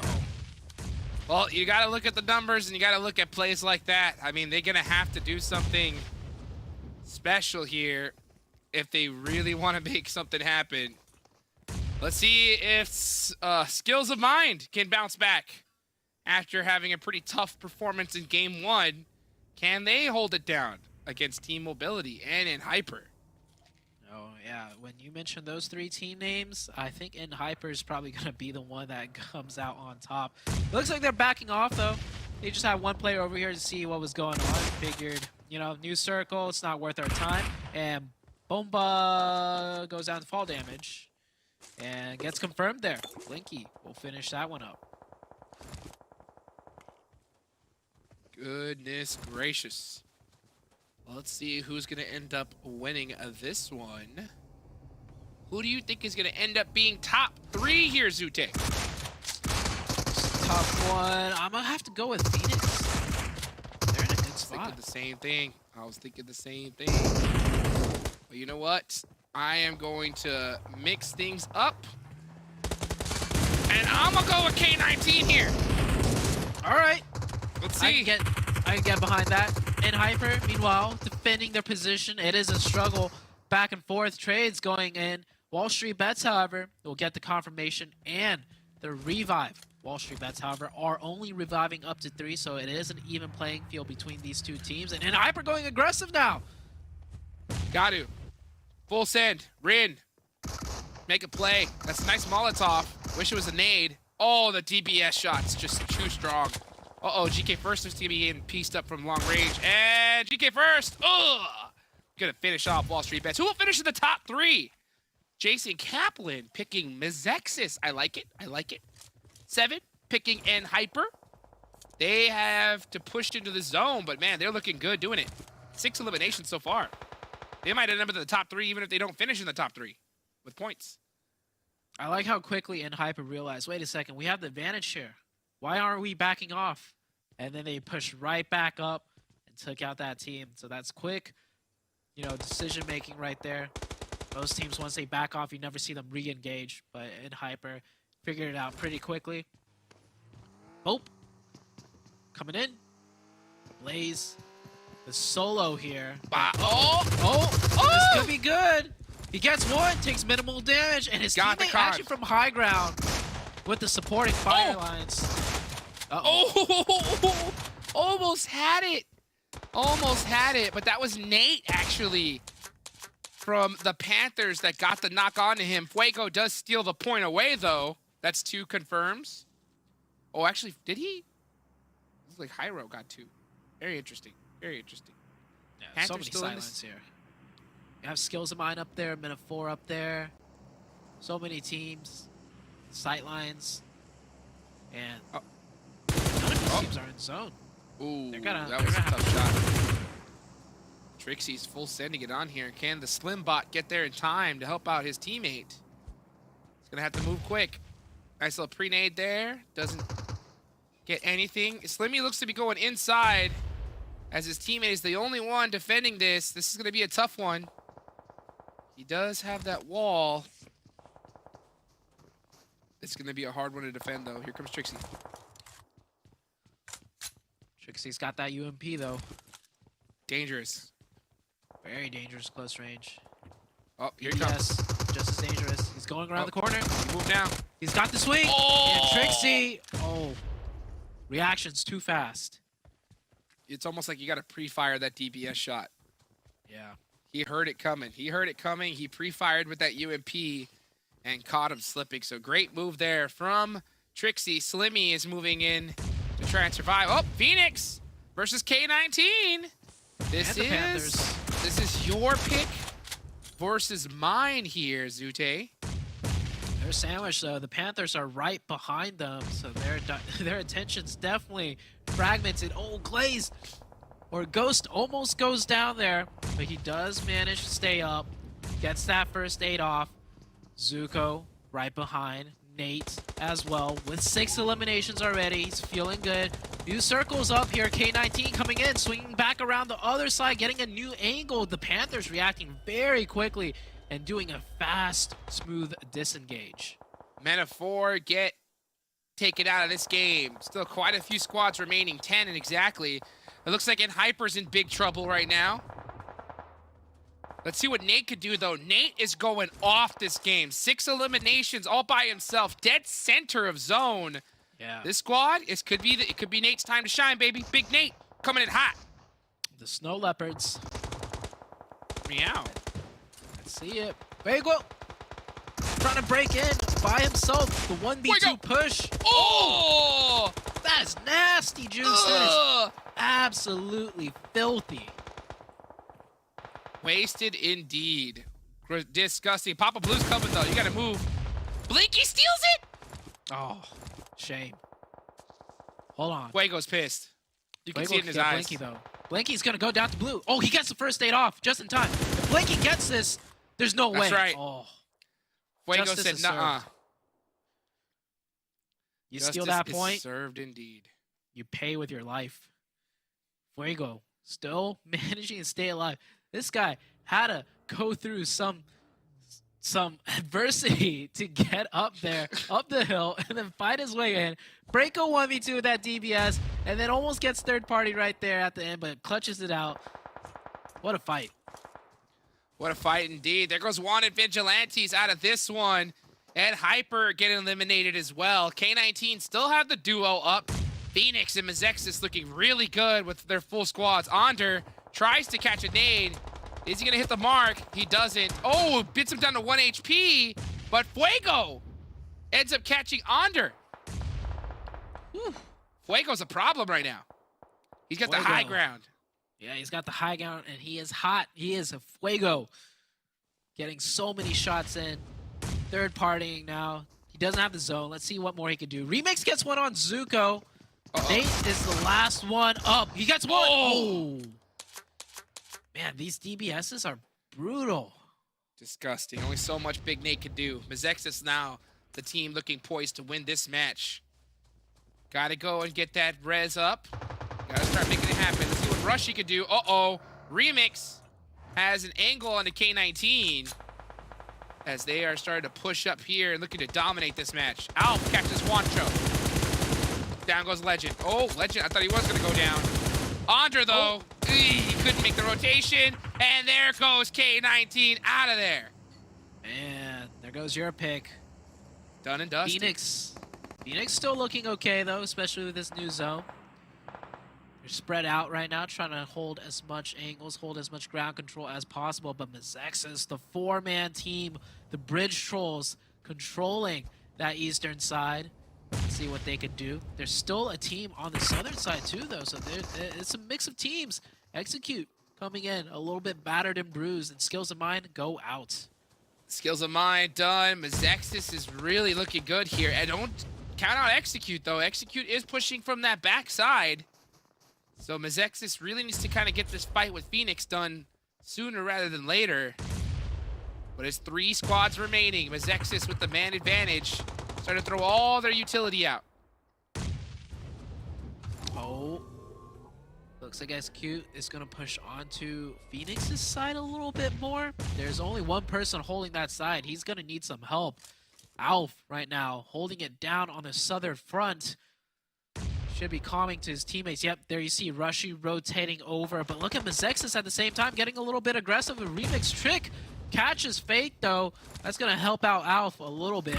And here comes the push and the DBS. Rushy with the double peek from Alf. That is Execute out of here. We're coming down to a 4v3 MEZEXIS versus Phoenix Esports. Wow, beautiful game here between both of these squads. Phoenix playing this so well. MEZEXIS dominating. Could be their big comeback game. Trick is up on top. Remix throwing some smokes out to try and get some coverage here. Inactive's got that Tesla ready to go just in case. Oh, but he does spot Alf. Can he get the headshot? Oh, look at Remix making a play though. Pushing into the smoke, getting supporting fire. Remix gets pieced up, but they get the trade, and Trick almost goes down. Shooting for a little bit too long. Here comes aggression out of Phoenix. They know Trick is tagged up. Rushy trying to make a play, getting ground. That's a very good push. Trick is forced to fall back to heal up a little bit. A pan being tossed out, and they get the revive. Remix actually gets revived, so now it's back to a 2v4. Phoenix on the heavy back foot, on the heavy disadvantage. Alf gets one. Alf gets traded. 1v3 situation. This should be easy for Trick. He's got the high ground. He's got the advantage. Jumping down, swinging wide, and the UMP is good, Jukes. That is MEZEXIS coming in, playing so well with their man advantage coming into that fight. 4v3, the trade, the support, everything was played perfectly for that chicken dinner. 100%. I mean, once MEZEXIS got it going, they had that beautiful little high ground, that amazing shots through the smoke there from Remix, shutting it down. I mean, it was really well executed. Got to give it up to Phoenix for making up a nice fight there towards the end and putting some big points on the board that they needed. But I think this is a game that MEZEXIS has been waiting for, right? Finally firing on all cylinders and getting their must-needed dub. That's 12 eliminations for them.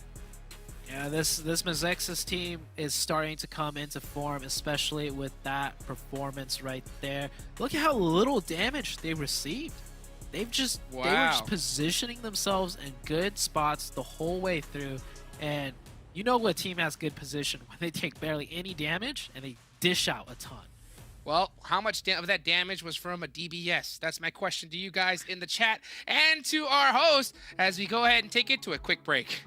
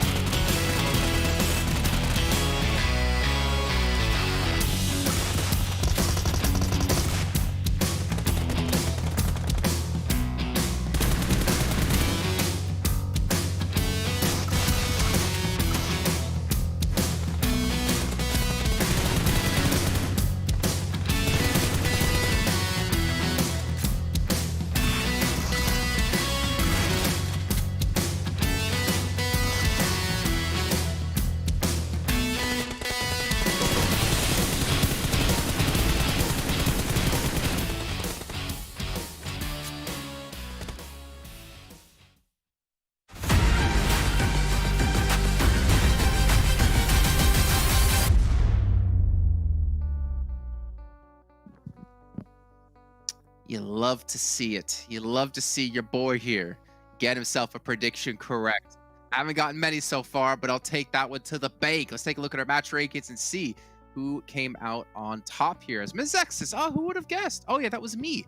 22 points for them as they pick up the win. But also, to be fair, Phoenix Esports, I think that was Zute's pick, if I'm not mistaken, right? Yep, it was. 11 points, not bad. Zute's just got a crazy mind, man. So soak it in, Jason, because I feel like you actually picked MEZEXIS before you picked MEZEXIS. Before the previous match, we were talking about how MEZEXIS, what could have happened yesterday if Remix and the team would have been able to hold off when we saw that amazing play out of them that we had to highlight it. I feel like we finally got that answer. 12 eliminations out of them, 22 points. Phoenix Esports as well, a team that we really haven't been able to. We see some flashes here and there, 11 points for them. But the Panthers, I feel like the Panthers, and what Nate was able to do, we'll get a chance to talk about that a little bit later. That was quite an aggressive team, and I love to see that out of them because we've been wondering, where has Panthers been? And then we go to Win Hyper, 0 placement points, but those 7 eliminations, and Sute called it perfectly too whenever it was happening. They realized that they had the mental advantage, and they actually went for it. They didn't decide to back up, so I do love to see that kind of aggressiveness out of them, and I'm surprised. Actually, I'm not really surprised to see Execute all the way down in 8th place in regards to points alone, and that's just because they weren't aggressive at all. Yeah, and we'll touch on that in a little bit of time, actually, because that was something we noticed between them and another team out there in particular. Dope Slayers, only 1 elimination point, and they were one of the 2 teams, or one of the few teams, who just got demolished by Panthers when it came down to those one-on-one situations. WALLSTREETBETS as well, only 1 elimination. This team, who is leading after the first 2 days of play, has kind of fallen off a cliff here, son. We've seen it over and over again here in NA. I can definitely think to last season of Feeling Esports being able to come out on top the first couple of days, and after that, I felt like they got a little bit too confident. They just got absolutely reality checked. I feel like that's what's currently happening with WALLSTREETBETS, and what a better time for it to happen than now instead of later. If they are going to end up making the finals, this is good for them. Face some adversity. See how you're going to be able to react to it. Well, you don't agree with that? Just like, so it's good that they're not doing well now because it means they'll do better later, or it's worse to do bad later? See, I'd rather teams face adversity earlier than they do in the finals, because in the finals, you're only going to have, I think it is just 3 days. You're not going to be able to recover out of the adversity there. Well, speaking of adversity, the Panthers, they had to fight through it a hell of a lot here. Nate popping off as well with over 1,000 damage done by himself, 1179. He didn't even have a team. It was just all Nate. He put everybody on his back. All right, Big Nate did exactly what we've been expecting out of Big Nate to do. 6 eliminations out of 9 knocks, and a play that I think was perfect was actually against Dope Slayers. He decided to not pick up his teammate and throw a Molotov into the room, forcing the player that had just been revived from those layers to get knocked again. Just little things here and there that this team was able to do in this map that I'm hoping that they're going to be able to do it in other maps as well. This is what I was talking about, the Panthers. This is the Panthers that we've been expecting. I mean, is it the Panthers or the Nate that you were expecting? I think both. Mostly Nate, though. Mostly Nate. I mean, like you said, like that Molotov out of day, I think saved it for them up against Dope, and then to do it again against SLR just a little bit later, and then it was against what, MEZEXIS? He gets like an instant knock with the DBS, almost a second as well. It was a scary time. I saw you gas. I heard you gas. Yeah, You're like, no, not my team. I said after he knocked one, then he got eliminated. I was like, if he got both, I was gonna be so pissed. But one team who might be a little bit pissed is actually Execute. As we take a look about them up against MEZEXIS in a head-to-head here, because MEZEXIS, yes, the zone, first of all, 7, you said yesterday you wanted to see more water zones. Well, you got it. It's on the west side of Vikendi here. Execute had to come in from the east side, and then, if I'm not mistaken, they lost a player to who, 7? They lost a player to Excuse. We were both wondering, when did Execute end up losing that player? It was super early on, and it was during the rotation, and it was actually Casper that got caught super early on. And I think once they had that 3-man squad, it forced them to play a lot less aggressive, super passive, to the point that you can see the massive difference. I mean, Execute and MEZEXIS were in the exact same spot, pretty much, and they had a great position. They could have been able to be a lot more aggressive for Execute. They just decided not to. I mean, it worked out in regards to placement points, but when you are in 8th place, as we saw in the match ranking, in regards to just place, in regards to points alone, it's not going to end up working out for you. And then MEZEXIS is just taking full advantage of it with those 12 eliminations at 1,600 damage. You have to wonder, I don't know, I said that so weird, wonder. If Execute didn't lose Casper on the transition, would they have been able to play more aggressive or be more confident to play aggressive and then pick up eliminations and potentially turn into a win for themselves? I feel like they would have still been playing passive just because they were closer to the water. I feel like if they would have get in the position where MEZEXIS beat them to, then they would have actually played a little bit more aggressive if they would have had that 4. But Casper being so far behind his team and getting caught off there by Excuse definitely hurt them. Okay, well, that's 2 matches done. We still have to take a look at our schedule. What's going to come up for the rest of the day here is we do have Erangel coming up next, followed by Miramar, and then, of course, Sanhok to end off the day. But that means also Group C will be sitting out here since we have to rotate 1 group per map. But also keep in mind, that means also next week, the groups all get shuffled up too. So you could be in Group C right now, but you could be in Group A later on. But we see the Panthers, WALLSTREETBETS, Super Laser Reflex, and Dope Slayers. I think for WALLSTREETBETS, honestly, 7, good time for them to have a little bit of a break here because they have not looked good whatsoever today, as they have underperformed, I think, in the first 2 matches. But let us know your thoughts at home. You can always message us on Instagram, you always tweet, etc. Do whatever you want. Just use that hashtag PMPL NA and let us know your thoughts about how the show's been going. More importantly, about how your team that you've been rooting on has been playing, whether it's good, whether it's bad. It's all good. We love to see it all. For also you guys too, we still have UC to be won, 600 a pop every single time. I'm not sure how we're giving away this time. Oh, it's gonna be right there. Okay. Well, you know what? I'm gonna no, I'm not gonna do it. I can't take it. I can't steal it. I know. Or could I? Don't leave me, 7. Don't leave me. All right. Well, you know what? We're both gonna leave instead. We're gonna throw it over to Hot Jukes and Zute here. Hopefully, one of them hasn't taken the code. Hey, no sticky fingers here, baby. You know, our hands are off the phones and on our glasses. I'm kidding. I don't have glasses. Zute does. Yeah, he does. But you know what? We're focused on the next match. And you know what? We need to see some focus from some of the squads here today because this feels like opposite days, Zute, compared to what we saw yesterday. I mean, yesterday was just so hard to beat. Yesterday was the perfect day for like every team. Every team that needed the points had at least a good fight in or at least, you know, good placement points. Today, it seems like, I mean, teams are still showing up. We just saw, you know, a few teams show up like the Panthers. This has been a better showing for them as compared to the past couple of days. So with 3 games left, I think the day's not over. I think we'll still see some, you know, some magic happen. I believe it. I am hoping so. I'm waiting to see just some beautiful magic, to be honest. Waiting for some of these squads to finally start showing up here today. One squad in particular, WALLSTREETBETS, right? WALLSTREETBETS. We saw it just dominate the start of the tournament. And I got to agree, they haven't seemed to have that same kind of fire that we saw before. But let me take a look. I believe we may see something from them towards the end of the day because I do not see them on the map here. Golden Eagles landing into good old-fashioned Pachinki. And I don't see anybody heading towards Gatka this match.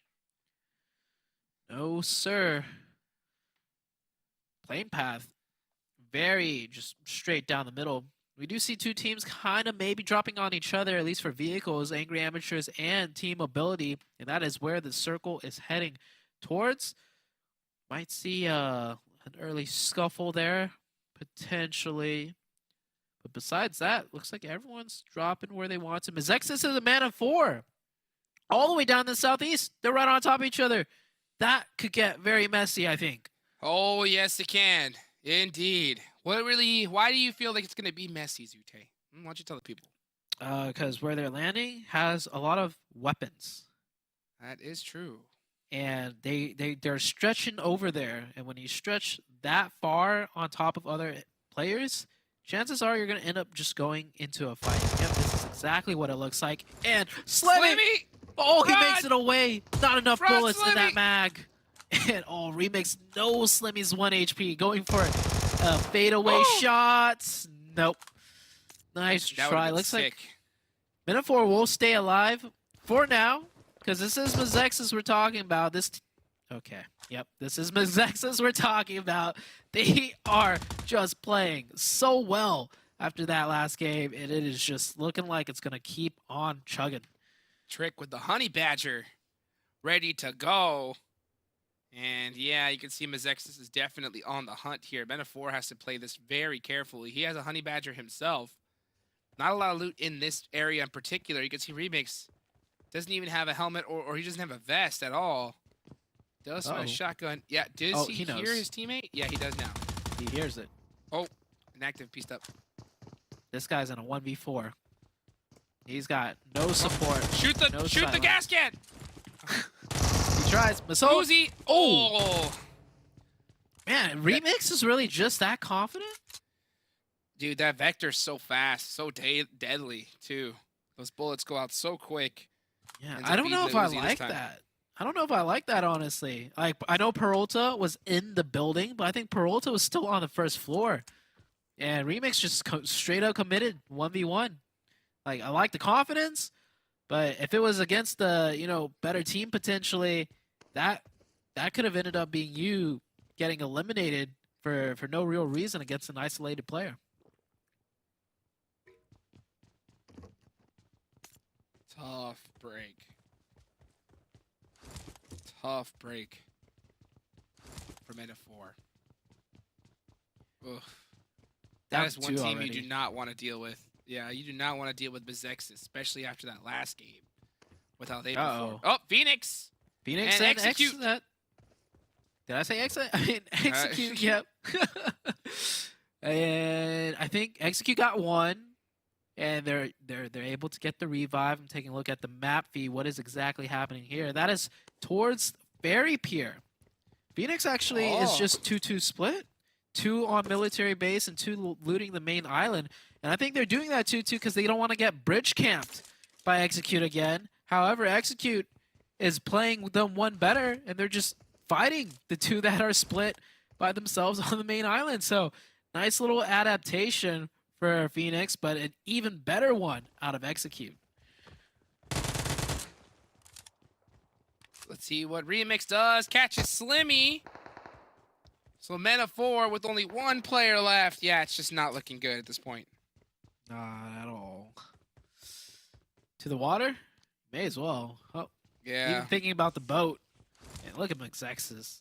They are hunting.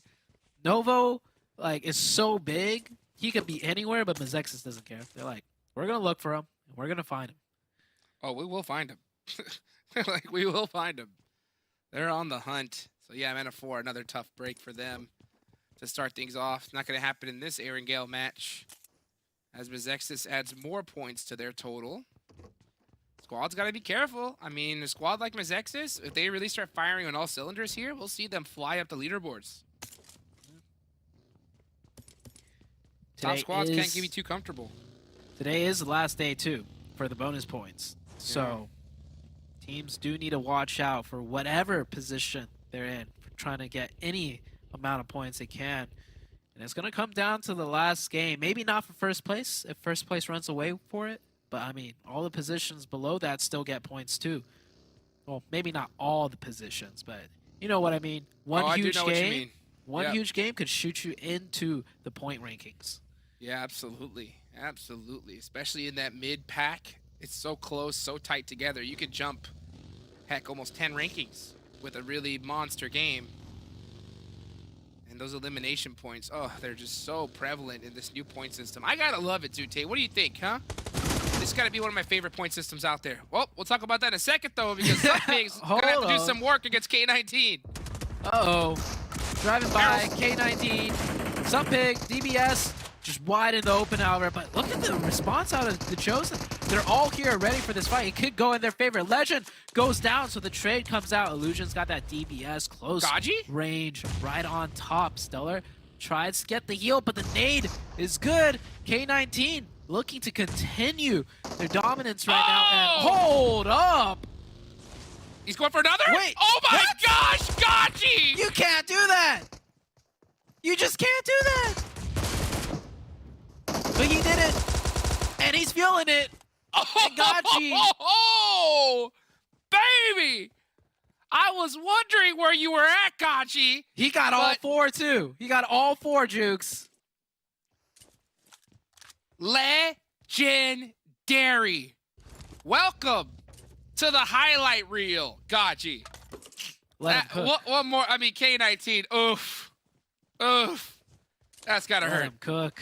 Let him cook. Let him cook. That guy is cooking. Woo!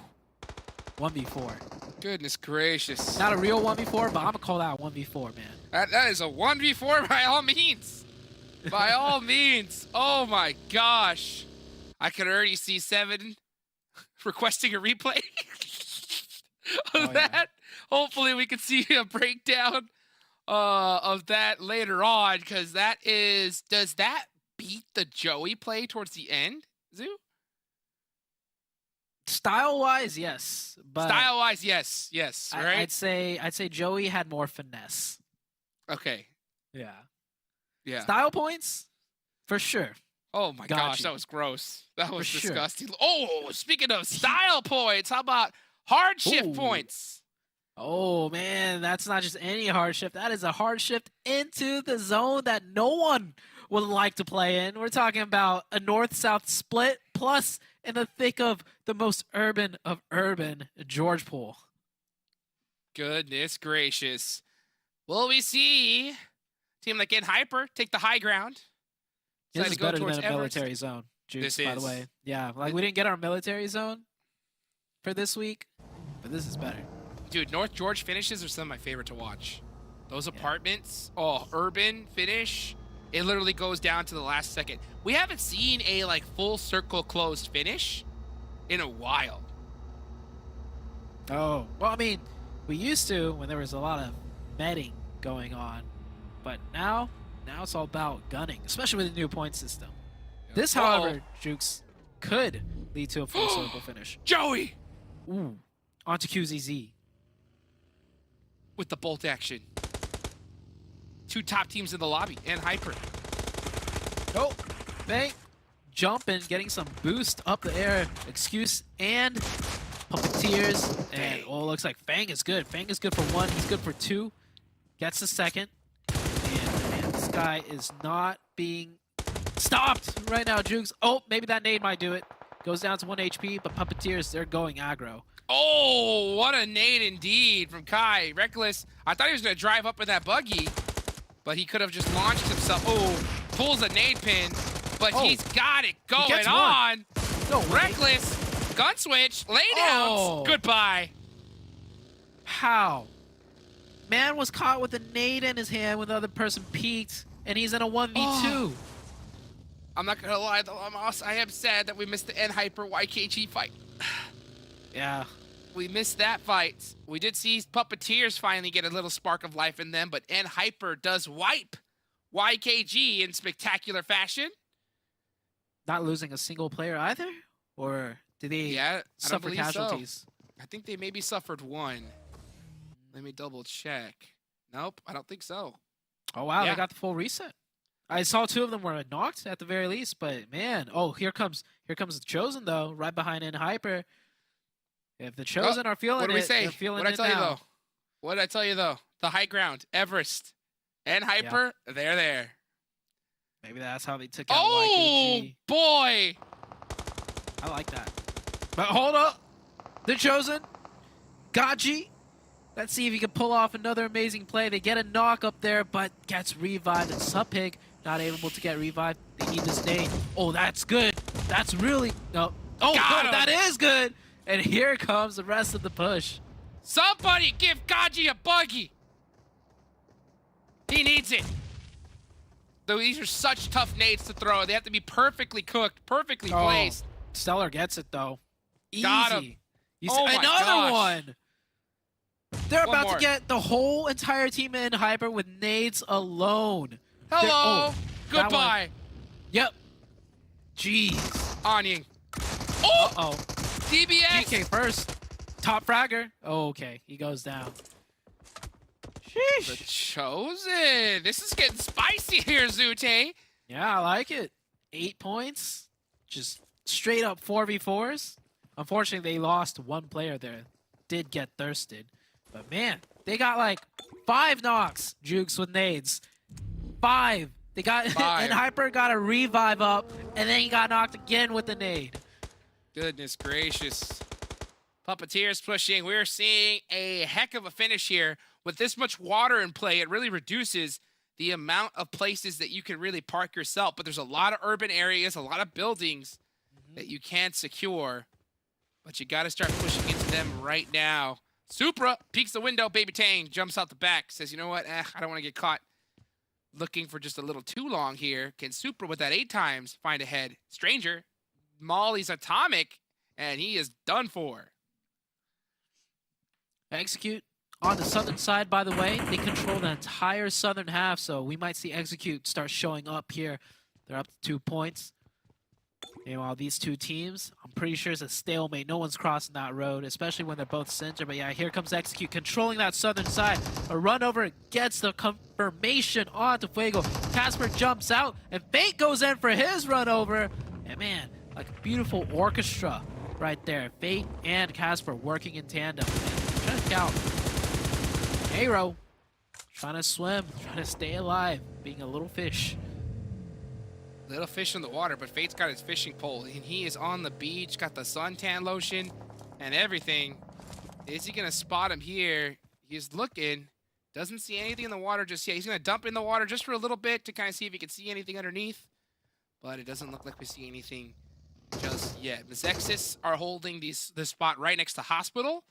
Are we going to see a full water finish for the first time in this PMPL, Zute? Give it to me.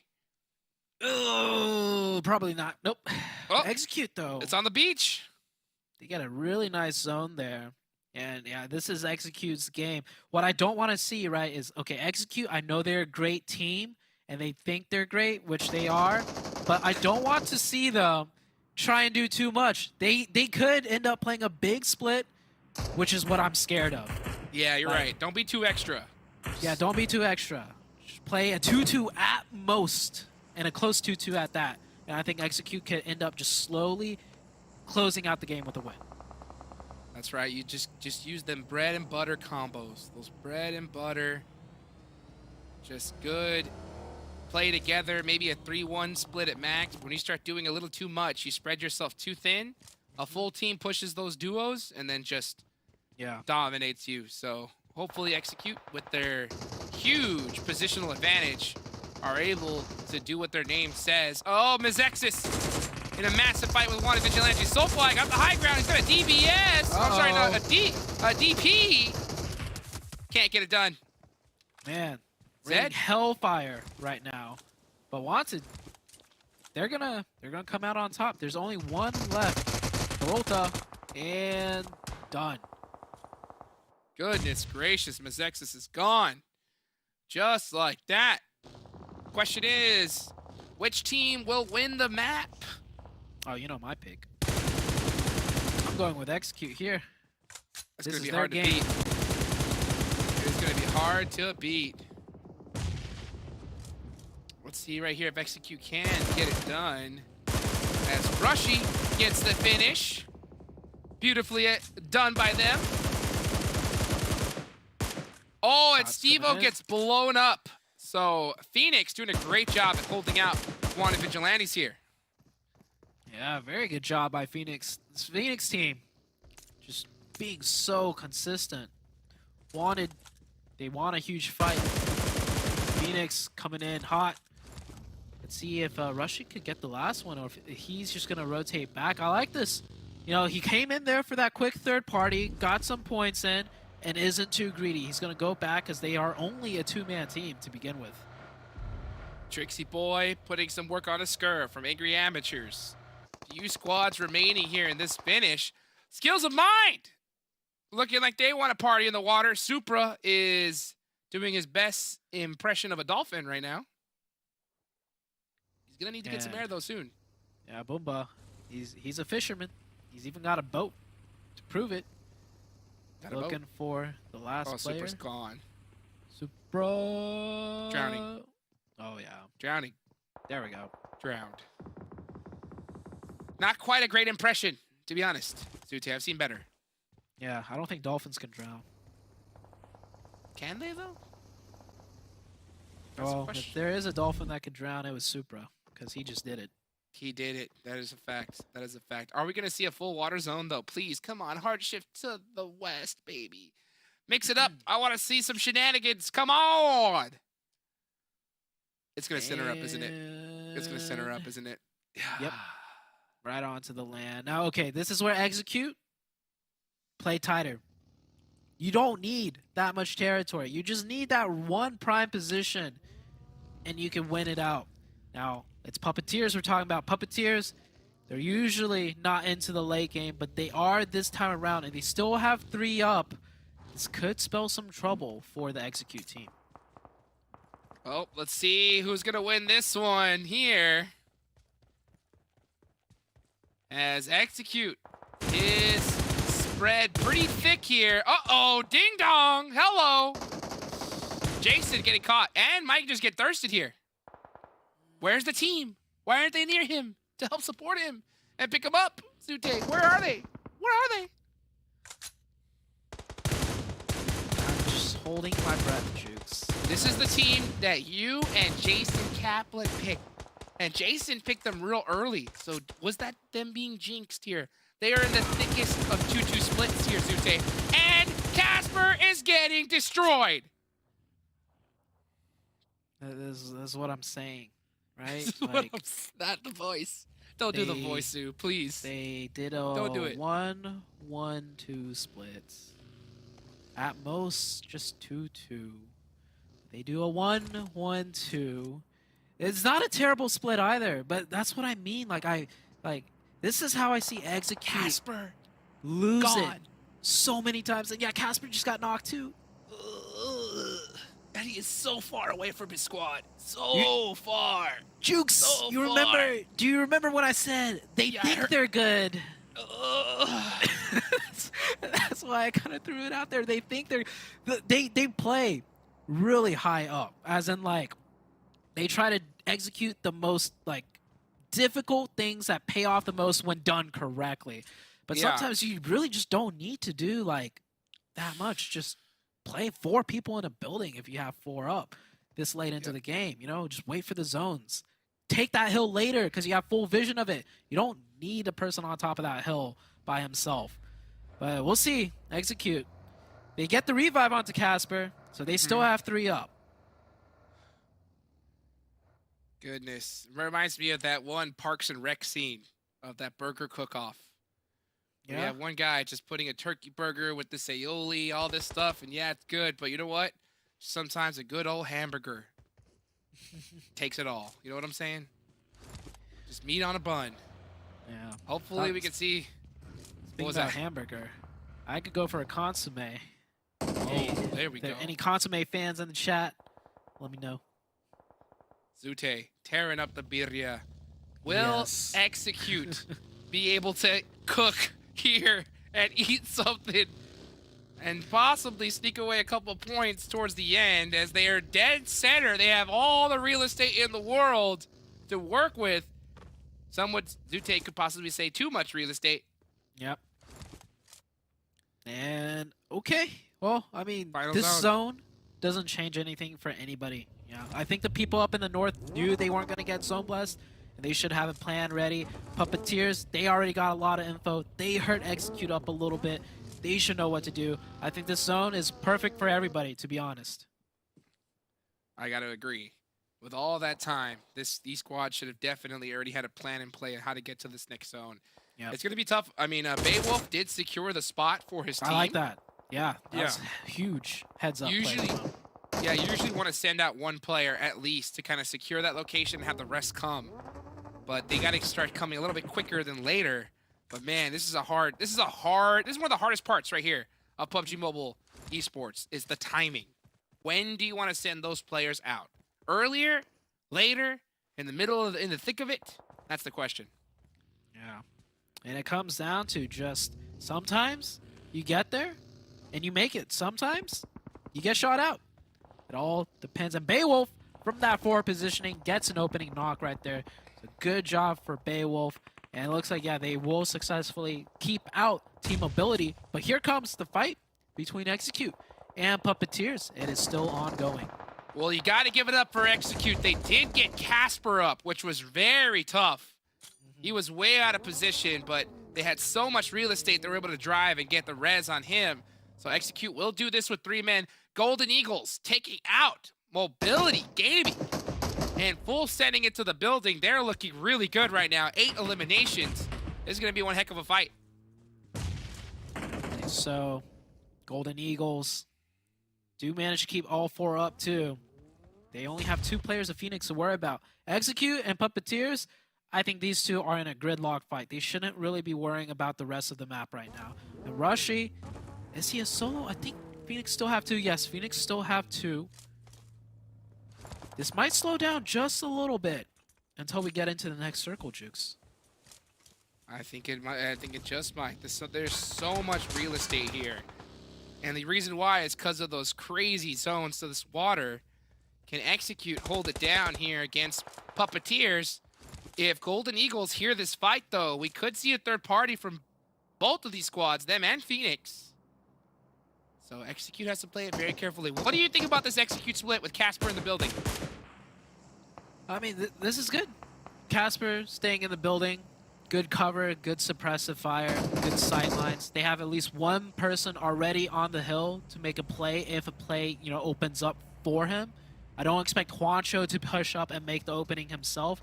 He's just there to react and get info. I mean, if Execute had 4, it'd be much easier. This is still very doable. I'm more worried, though, about Golden Eagles. Oh, yeah? This team. And I'm worried as in, like, I would be more worried about Golden Eagles because they have 4 up and they have been playing so well this whole entire week. Definitely one of the most consistent teams right now. And this new zone actually favors them. It shifts up to the north and they are going aggressive. This might be what Execute needs with Phoenix getting one of Puppeteers and now Golden Eagles looking to make a play onto Phoenix. Here they go. Golden Eagles doing a great job of shutting down so many squads. Yeah, that nade, though, from Rushy. Absolutely disgusting. Can Beowulf shut him down? He needs to. Oh, close range. Rise? Yes, from the angle. Wow, that was so. Nice. That was way too Nice close. Attempt. Nice attempt. Yes. They're going to get that full reset. Bang. Puppeteers down to 2. I think Puppeteers, they know they're trapped, right? They just Yes. had Golden Eagles shoot at their back. Look now at that that fight's done, yeah, Fang is like, oh, man, Oh. behind us, in front of us, what do we do? I think he's waiting for Dong Dog, to sneak help. in and Help, make an Dong. opening. I need you, dog, right now. Yeah. Fang's definitely got to, they got to fight Execute for sure. And Oh, dog! there we go. There's that Dong play we were looking for. The sneaky play from the low ground. And This should be an all-out push out over the top and a huge tag from Dong onto Fate. The DBS is in hand. Can he get it? Wancho holds. Where's the teammate? Where's Fang? What is Fang doing? Fang, you have to. What? He's focusing on Golden Eagles. No. Wait. No. Wait. No. But wait. Bro. No. No. No. No. No. Yeah, you're You right. had one It's just- job. It's just no. You had one job. That is the follow-up on that opening from Dong. That was a huge dong off angle there. That was huge from Dong. Let's see if Fang can do anything. He got one knock. Nope, he goes Nope. down. Expected. 4v3 though. This still sets up a potential strong, good, amazing finish. Now obviously Golden Eagles has advantage, and Oh my gosh. you know what? Fate. I'm not too against it. They know they're in 3v4, so Fate tried to make a quick trump play. Didn't Yeah. work. But now It's a little 4v2, late. it is surely done. Surely is. Yeah, Golden Eagles looking very good here. You got to watch out for that Casper nade, though. He has been pretty on point with his utility usage. He doesn't have any.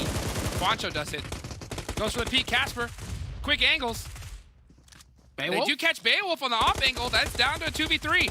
Uh-oh. 2v2. A little too aggro, maybe. Execute, Casper. A 2v1. And they clutch this one out. Oh And my wait a gosh, second. he was so He close. 1v2'd it.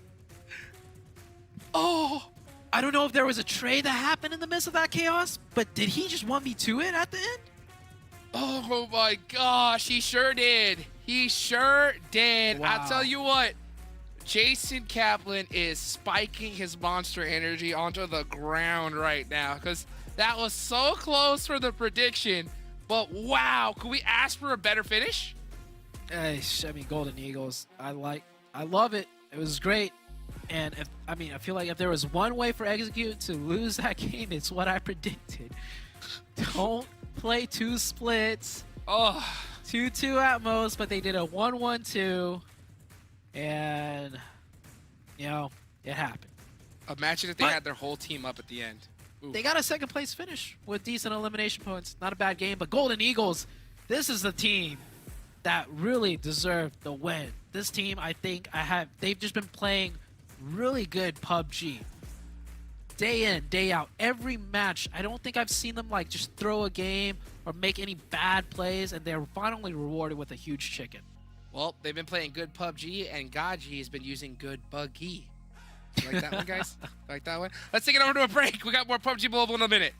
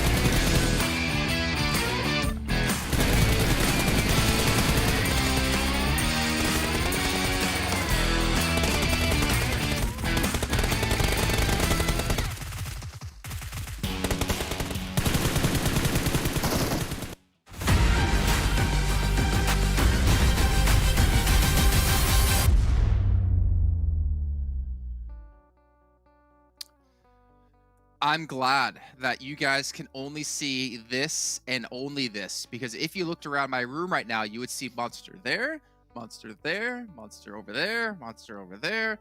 Come on, I thought XU had it, man. They had like they had like 2 quick knocks themselves, and then they had, I felt like a third one in that 2-on-1 situation, but Golden Eagles turned it around and clutched things out. That was a ridiculous finish, but man, my big boy Dong, like that off angle he caught Execute on, as we were talking, watching Seven. How does he even get that angle? How is Execute not prepared for him to come around that corner? I think Execute just totally forgot that he was there, because they decided to. By the way, Execute, great push. They took advantage of what was going on between Golden Eagles and all the other teams too. They saw the opening, they went for it.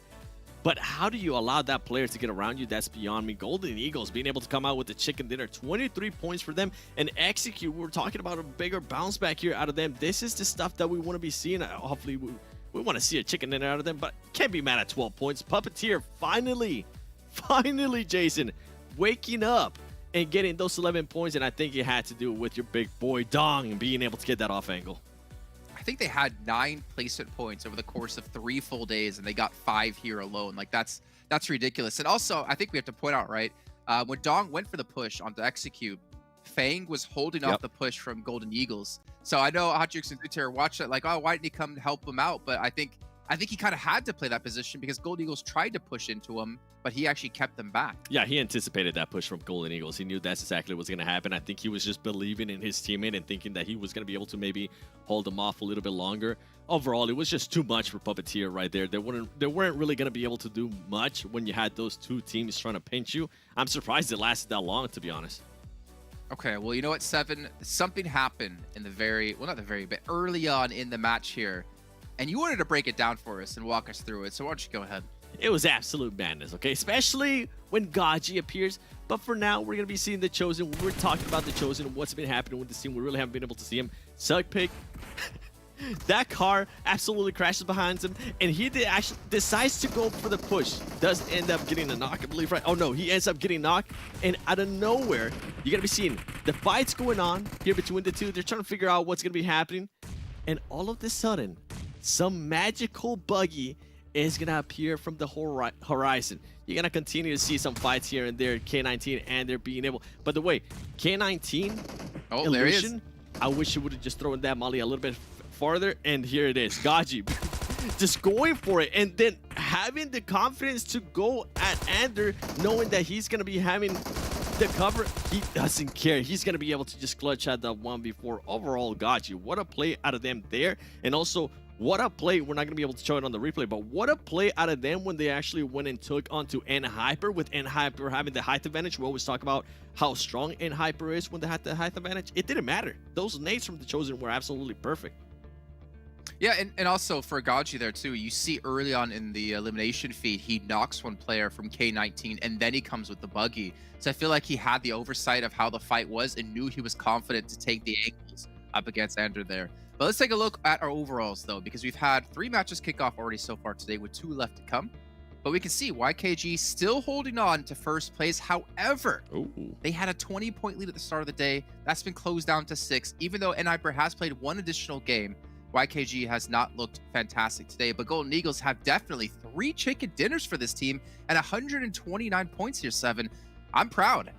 Yeah, we heard Shute saying that this has been one of the most consistent teams. I think that yesterday wasn't one of their most consistent days, but for them to be able to bounce back and being able to do this, considering they didn't even get a chance to play Vikendi, it's good to see them right now in that 3rd place. And then WALLSTREETBETS, we talked about it earlier. Whatever happened to this team? They were first place at one point. We haven't really seen much of them. Hopefully they'll be able to bounce back. MEZEXIS, we've seen what they've been able to do. They're starting to be a little bit more aggressive. We have seen the eliminations out of them. They're currently sitting in 5th place. Let me jump in here real quickly on WALLSTREETBETS, right? Because they're in 4th place at 124 points.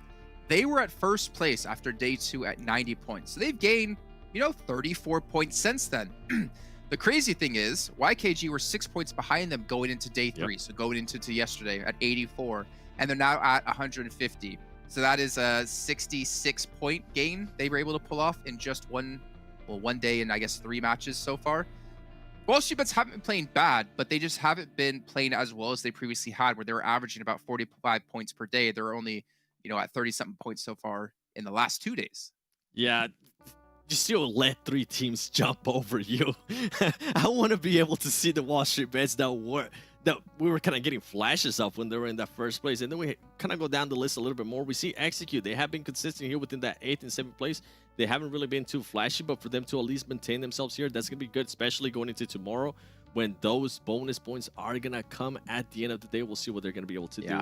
Let's go to that second page, though, because that's when the bonus points, the people that are fighting to get to that 9th and higher place where those bonus points do come in handy, Phoenix Esports, we have seen actually a completely change out of this team. And the Chosen, too, currently sitting in 9th place with 88 points.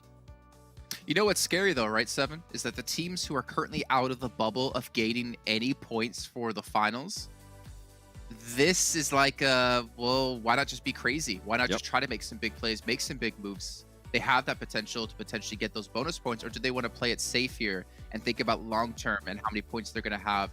Maybe some teams who are on the cusp, right? If maybe you're 13th through 20th, you're not too confident about maintaining a top 16 over the next 2 weeks as well.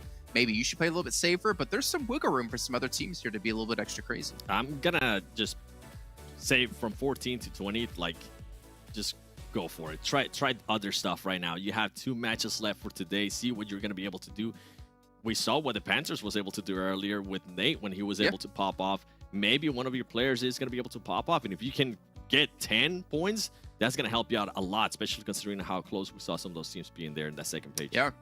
Exactly. And speaking of popping off, let's see what battleground they're going to be popping off on here for our penultimate match of the day. And if I'm not mistaken, it should be Miramar. And that's going to be exciting because I'm curious to see who's going to come out on top. It's time to send on over to Hot Jukes and Zute in just a moment. But Miramar Sanhok, man. Sanhok finisher, I think for today, that's the best way to finish the day because it's going to be all hell's breaks loose. It is. I'm excited for it. I can't wait to see what's going to happen. And for MEZEXIS, for some of the other teams, the Skills of Mine, Angry Amateurs, this is going to be your last match for today. Take advantage of it. Those were the teams that we saw there towards the bottom that need to take advantage of it.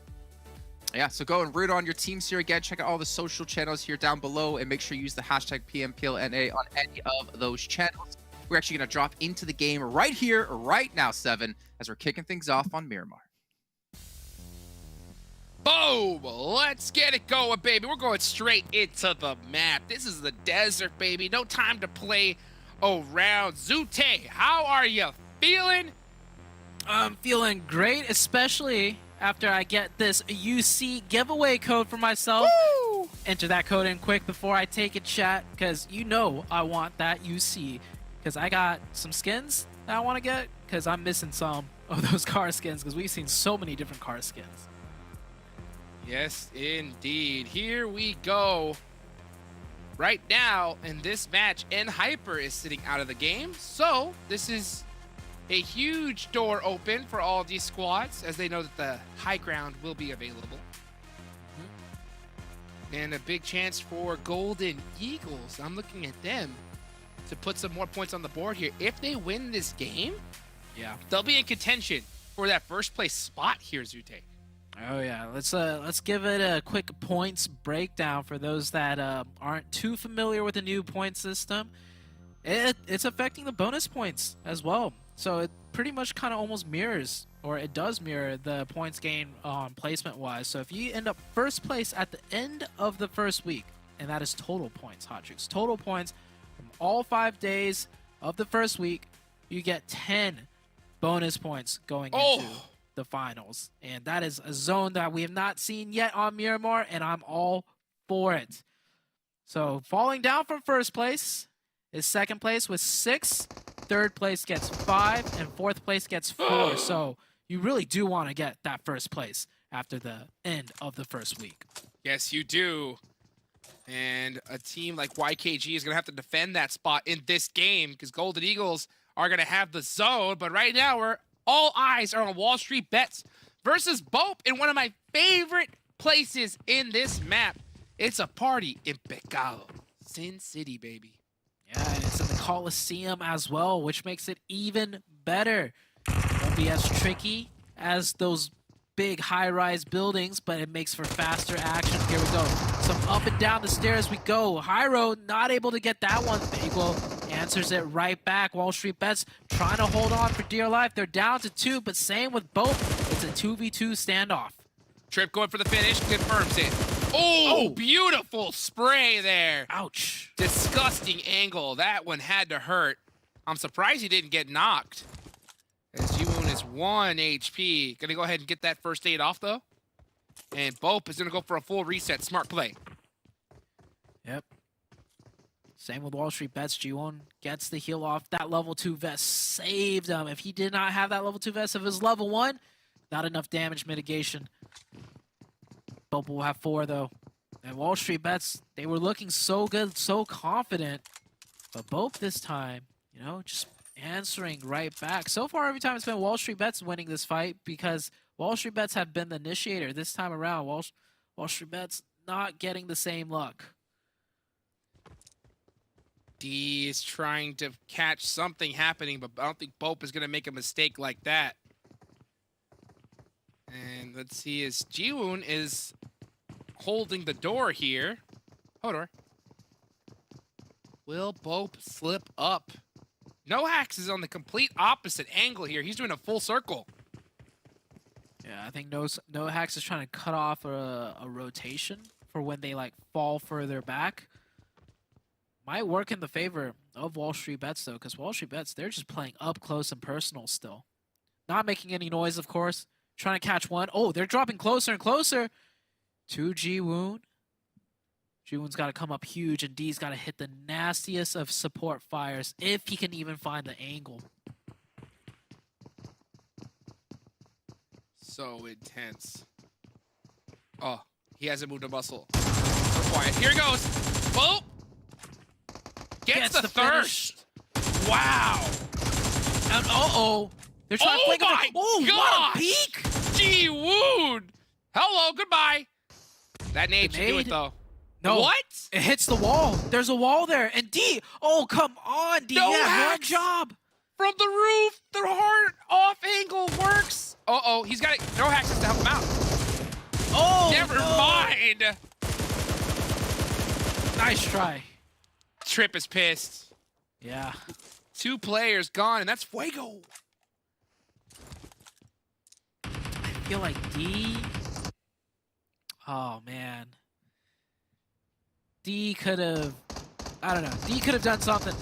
His teammate was just doing so well that I feel like D could have done something and they could have clutched that 2v4, but that's neither here or there. We got SLR on screen. We don't see them on screen alive too often, but they are alive right now, and they're rotating deep into that zone. We have a huge southeastern zone, keep in mind, so a lot of teams will be making these mad dash rotations. Uh-oh. Slimmy looking for some free points. Can he find them? Crazy Sprays doesn't seem to hit the mark here, as we currently see the chat watching the end of that last game. Not too happy. Not too happy, Zute. I'm sure. But if you're Golden Eagles fan, you're very happy.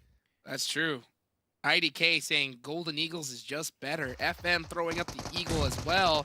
Bomba going down as Execute is looking to redeem themselves after that last match. They put up some good points. But it wasn't like a bad game. Wasn't a bad game. Could have been better, though. Could have been better. Should have been a win. Especially given, woulda. you know, the experience and caliber of Execute. That should have been a win. Gotta agree. Gotta agree. Let's see right now what some of these teams are gonna do. Angry Amateurs got one early on. Gaji, the buggy legend, catches Blaze. Doesn't need it. He could get the knocks with just the rifle alone. Gets one, and here comes the rest of the team. Sup Pig coming in, monster truck ready, and the rest of the team from all angles. MEZEXIS are getting swarmed. Oh my gosh, they are completely surrounded. They're in huge trouble here. It is not looking good. Yeah, this is such a hard one to hold down to. Oh, the jump shot from Anying. Absolutely disgusting. Let's see what the rest of the Chosen's gonna do here. I mean, this looks like it's just about wrapped. Yep. That is done. Sup Pig, just playing with his food right there. Men of 4, men of none now. And that was the cleanest push from TC I've seen yet. Man, that was insane. That looked like a bunch of like ants on a sugar water drop, you know? Like they just surrounded that thing and they had no choice. They just smoked them out and it was over. So the Chosen really seeming to move a little bit quicker now, Zute, don't you think? Yeah, I mean, you asked me on the very first game, is the Chosen, you know, are they going to start doing better? And I thought it was going to take at least, you know, coming into week 2 for them to start showing up, but they're showing up now. And hold on a second. There's another team driving into the Chosen. Is this going to be a back-to-back squad wipe just like the last game? Uh-oh. Where they get 2 quick ones, 2 quick squad wipes for the quick 8 points? Well, we'll see soon, but this circle, I'm also curious where this circle is going, Jukes. Los Leones! The Lions. I would love to see a Los Leones urban finish. I thought we were going to get a North George Pool finish last game. Instead, we got a beach one.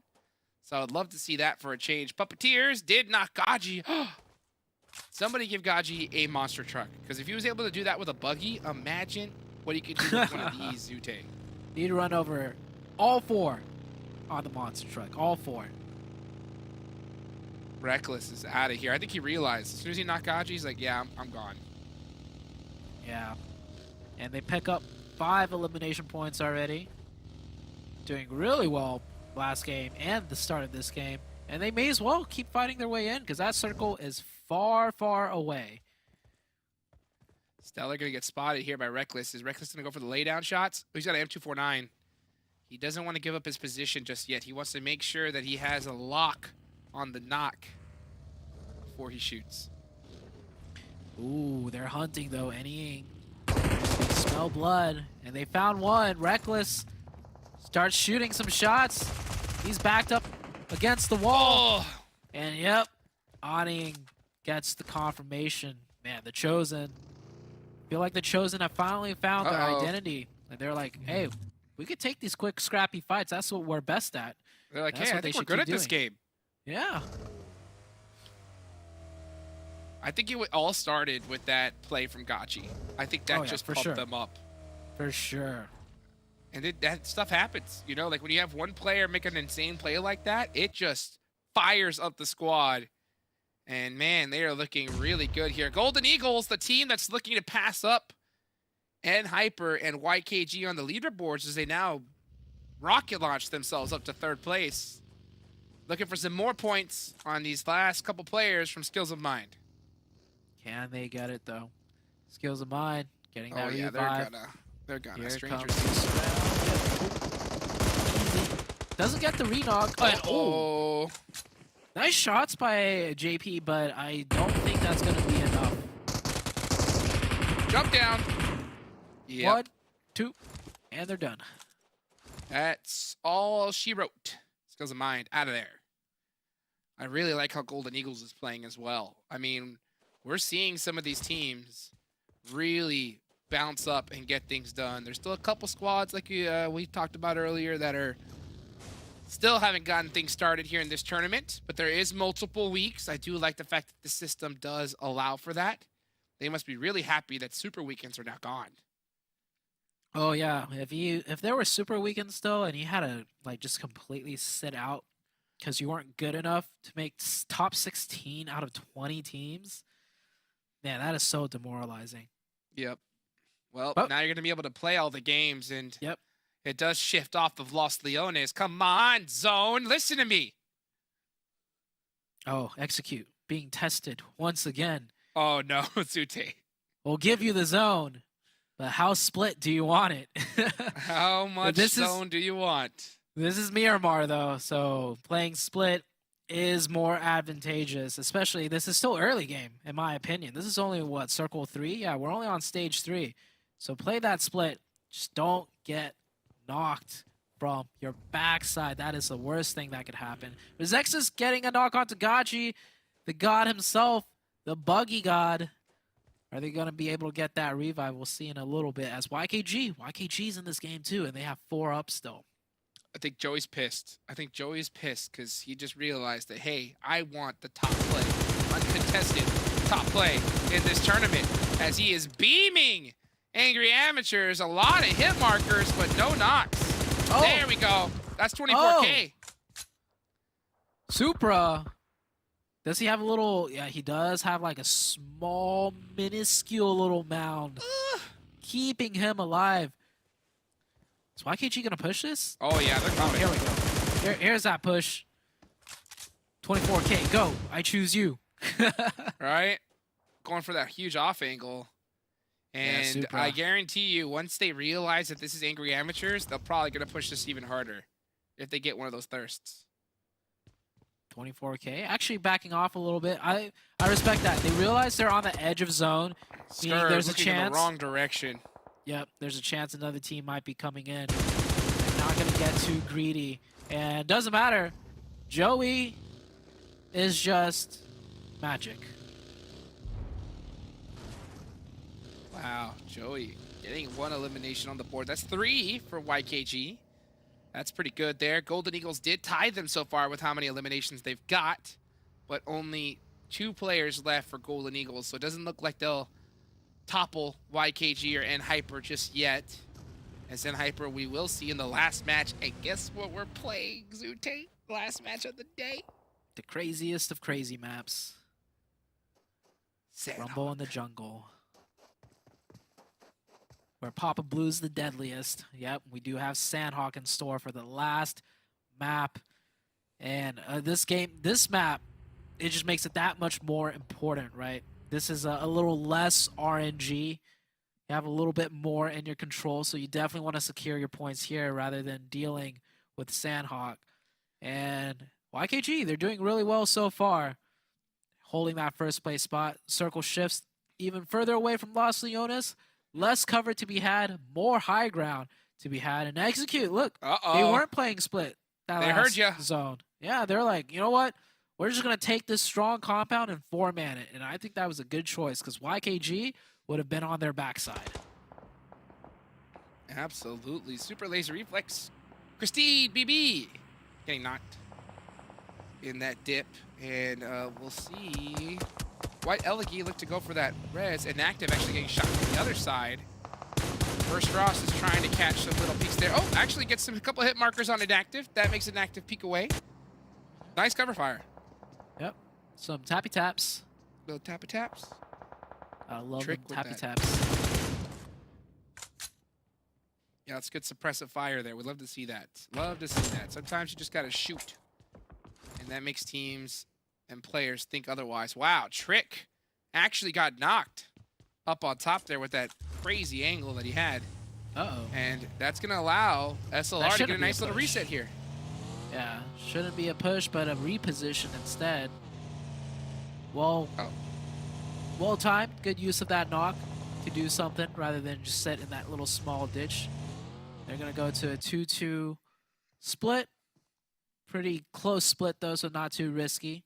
The Panthers right now on that southern side with wanted Vigilantes trying to push into the zone. Let's see what wanted Vigilantes is going to do. They only have 3 off. The Panthers looking to make some noise finally. Once again, Nate seems to finally be firing on all cylinders. Rest of the team, though, Quan having that unfortunate self-nade. I saw him in the chat. Oh, yeah. That one never feels good, but it happens to the best of us. Yeah. Let's see what the Chosen can do, as they've already got 6 eliminations. So the Chosen, like we said earlier, started to fire on all cylinders, but can they finish strong? That's always the question. They still have 4 up, which is great for them. They're on that northern side, which is a bit congested. They have Dope and BOPE close to them, and gotta worry about YKG. YKG just looming in the mist right now. Yeah, full control on that northwestern side. Here comes some nades, though. Dong, Big Dang. Dong himself goes down. Super unfortunate. We didn't see a Dong off angle, and I think that is why he got knocked. And Faye pulled it down for the Puppeteers, gets beamed through the smoke, and Puppeteers going to be eliminated early on this one. Puppeteers just can't seem to just get it finished here. Oh, I'd be surprised if they end up getting a chicken, because with a chicken comes placement points, and we know Puppeteers right now, they just don't like placement points, but they love getting those elim points. Yeah, they sure do. Let's see where this next zone's going to go. Will it hard shift or stay center? It's most likely looking like a central zone here. That's my guess. And We'll see. we Yep. do go a You're little absolutely south, right. but that's a good zone there for Super Laser Reflex and Execute. Yep. Now, YKG, they're probably going to play on the edge, unless if they get a sick opening onto Execute. Then they might full send this. But for now, probably going to play on the edge, on the outside. Dope and The Chosen, they have a tall task in front of them. They're going to end up fighting each other, and after that, they're probably going to end up getting into the sight lines of YKG. So this is really difficult for both of these teams. And it looks like, yep, they're going to commit to the... No, not fully committing to the fight with one another just yet. Something is driving around, and yeah, finally Brace, and I've had enough of this shenanigans. I'm going to start beating up this monster truck. And Sup Pig, Gaji say, how dare you touch my monster truck? Don't you dare. Goes for the knock on to Nesquik. And we can see The Chosen going for an off angle here. They're caught out in the open. Beautiful nade work, though. Gaji, really fun. And Anying is on the hunt. He says, we got a runner. Oh, Yeah, watch but out for YKG. Yep, there's YKG in the distance, as always, ever so present. Oh my gosh! Anying almost took down 24K outright. TC. They will Laser. manage to get that. Do they get that reset, though? Do they get that revive? Blue zone is chunking right now. And I don't think, yep, Subpick goes down to that blue zone. Absolute lasers here in this lobby. Trick gets a nice nade onto Rise, and that's Golden Eagles eliminated. Chico getting into it with Dope, as Robert GG is dead center. I think the last player up for Dope, actually. Chico actually started to look over here at The Chosen. Is he going to spot Stellar once that smoke dissipates? Chico's watching it. He's hounding for it. He knows something's in there. Oh. And Joey's actually going to get aggressive to see what info he can pass over to the rest of the team. YKG, ever being so proactive here. Gotta love it. And he spots out one. Oh, that buggy started swerving just a little bit. Joey gets behind that mound. However, he does get knocked. And 24K also. Is this The Chosen we've been waiting for? The team on the final day of the week taking down YKG? Well, Jason Kaplan picked The Chosen. He has picked it as we saw it on the screen. Let's see if the Jason Kaplan will finally get the pick from The Chosen, or will he be the curse? Looking good so far. Yeah. They're not stopping. Oh, correction! Jason Kaplan said, I don't want The Chosen. I want Execute. And the 7WG picking The Chosen here. 7WG, he knows. A late game trade here, Zute. What do you think about that? I think that was a terrible trade for Jason. I think so too. But hey, Execute, they got the zone. They got the zone. It just popped up, and they still have the zone. They have full control of that hill in front of them. It's pretty good for an Execute team. TC, though, it just seems like nothing could stop them. However, they did lose a player. They did lose Subpick. That hurts them a lot because they have to fight into even more difficult zones after this one. Chico's still alive. Ooh, getting beat up in the back. Gonna go down for cover. Stellar starting to look at BOPE here in this building. Gaji's actually jumping on in. Will Trip catch him slipping? He does! Gaji survives, though. Gaji is just... What is on this man? Oh! He even almost gets the knock. And finally, his luck has wore out. As it looks like it's just Anying left. Maybe this was a good trade for Jason after all. Yeah. Still have a lot of limbs, though. Yeah. I thought the TC, you know, as good as TC are right now, they can fight everybody. This zone is not a zone you can just simply fight into. So I think that's going to be the end of TC. We'll see how Execute does, though. And my pick, Phoenix, they're still in a good spot on that southeastern side. SLR, meanwhile, like, they are... SLRing. How are they just behind a tree out in the open when they have a warehouse to play with?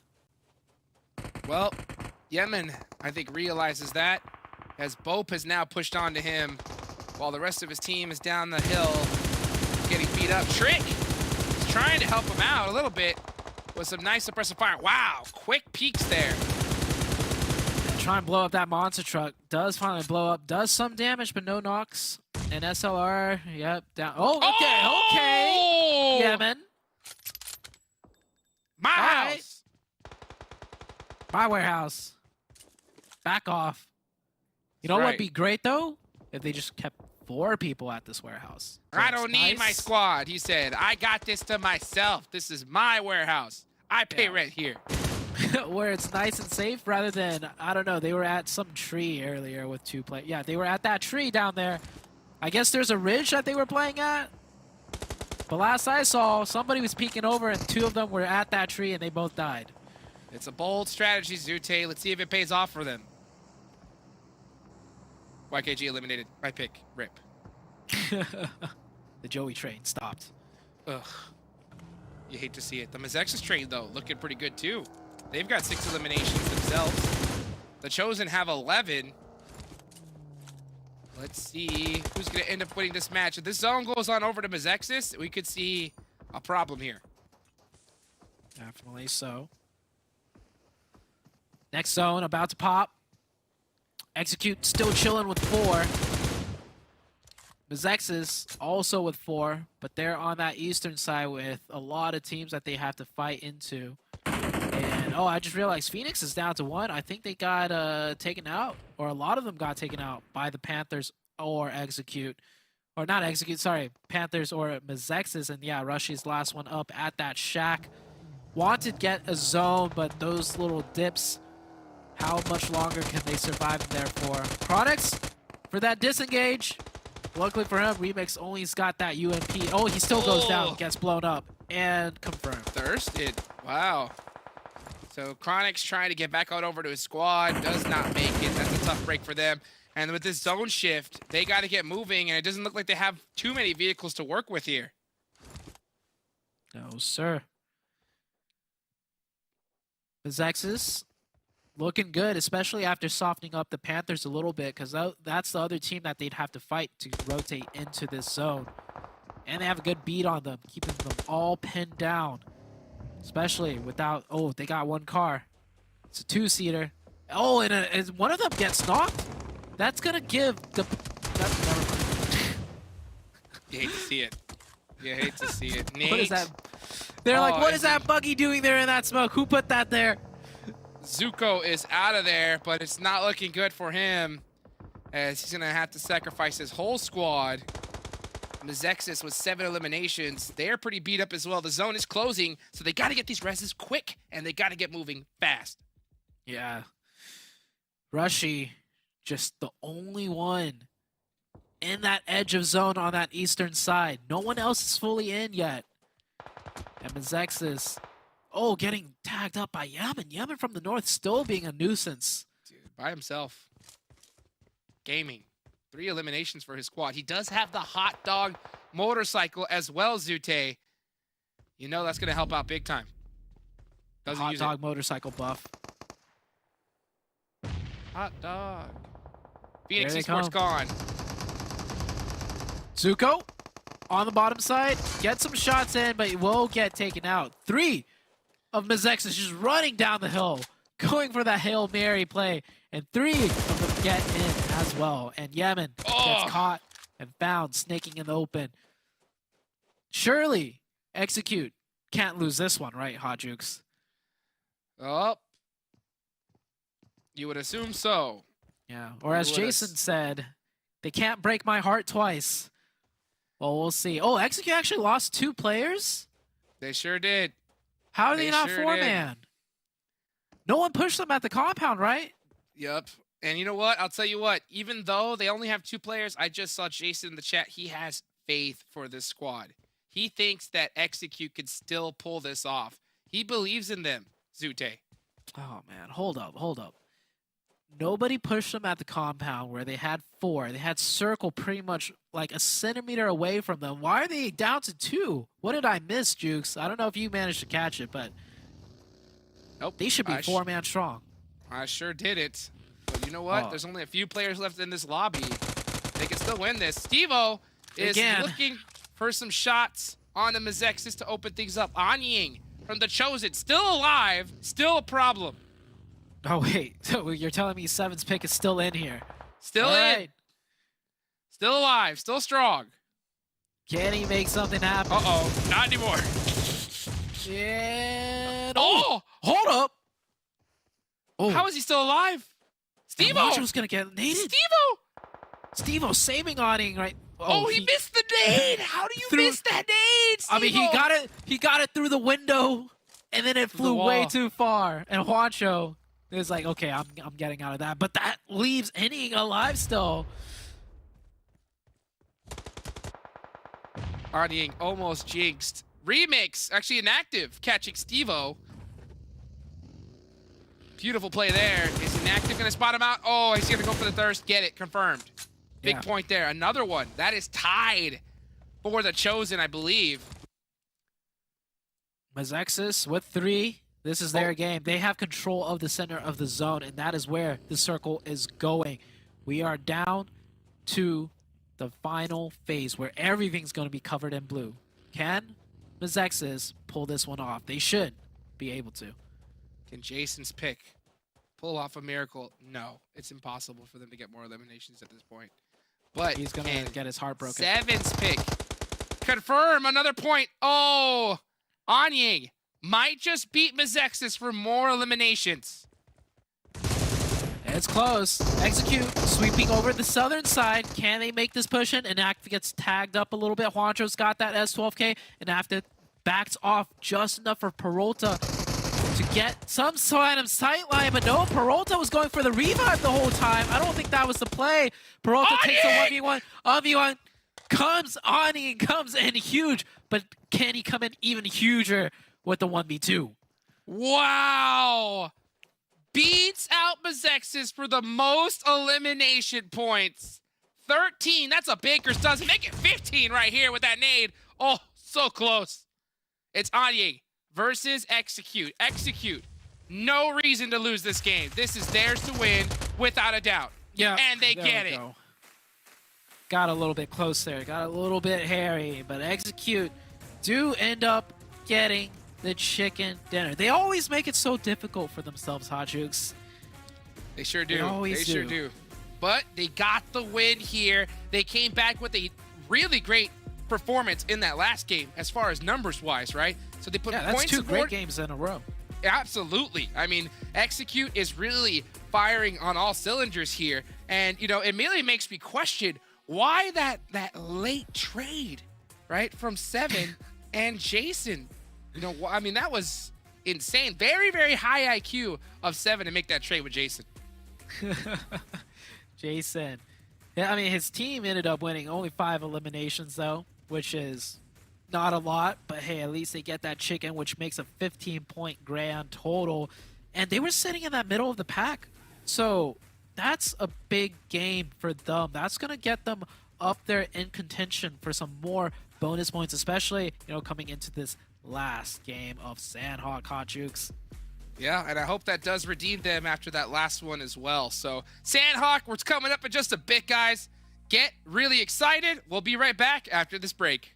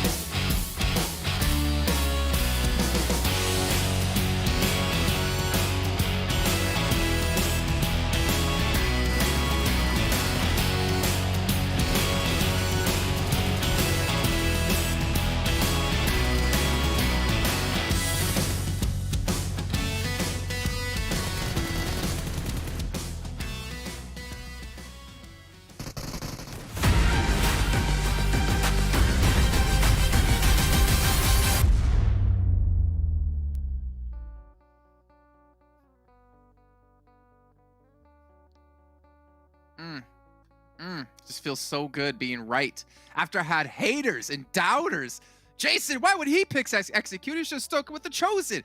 Boys, you can't break my heart twice, all right? It's not allowed to happen. However, I will say this, Steve-O, if he doesn't miss that nade onto Wancho, then that probably would have been Execute out, to be fair. And that probably would have been a MEZEXIS win. But Execute coming out big, and Zutai, I love how you pointed out as well. They're kind of in the middle of the pack right now. They're around like 8th, 7th place, able to potentially shoot themselves up even higher and to put themselves in a better position again for those bonus points going forward at the end of this week. But the Chosen, I have no words, Seven. Like, you picked them, and they came out on top.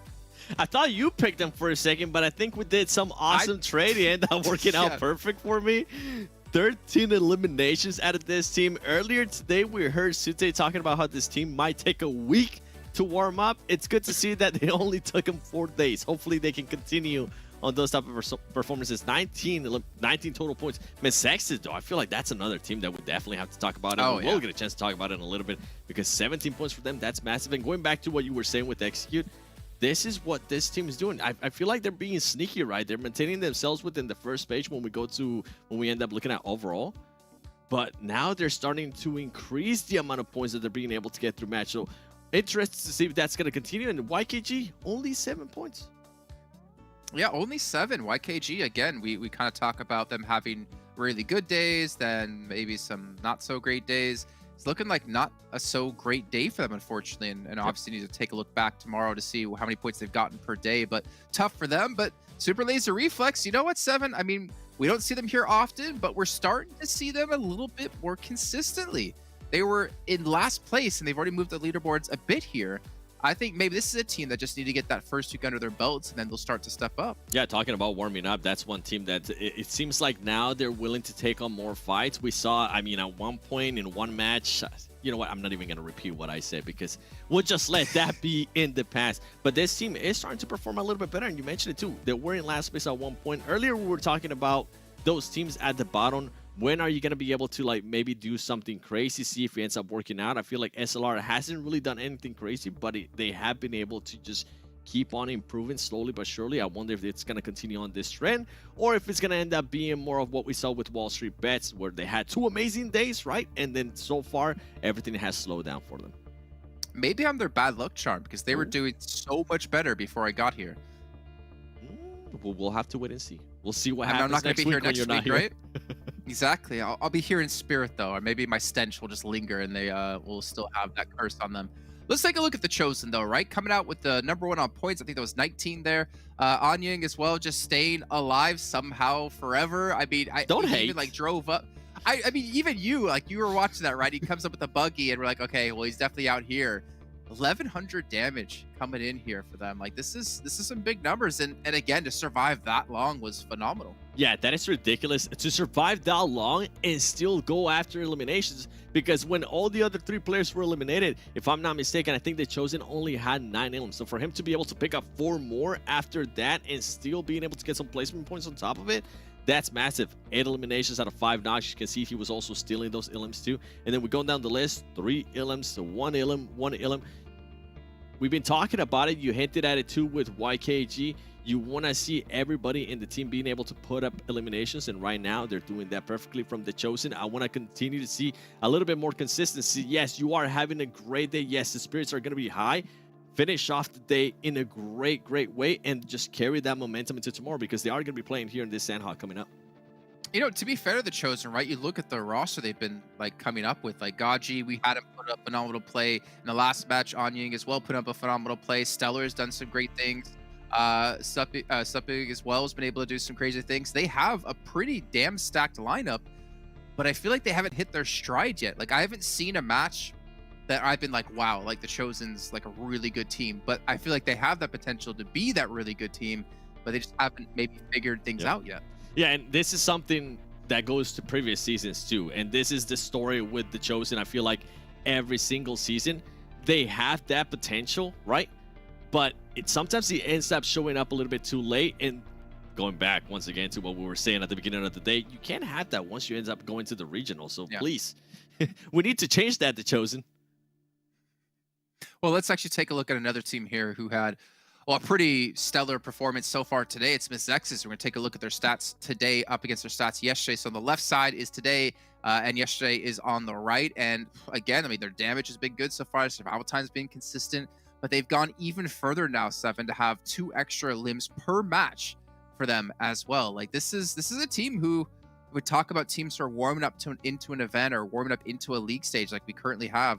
They're one of the teams that have been able to do it quite well, and also keep in mind that was their last match of the day as well, so they end out the day just outperforming the previous day, and that's what you want to see, that upward trend. It was. We're talking hopefully they're going to be able to take advantage of that last game. They were able to do just that, but the way this team has been consistent when it comes down to eliminations, they were in day 1.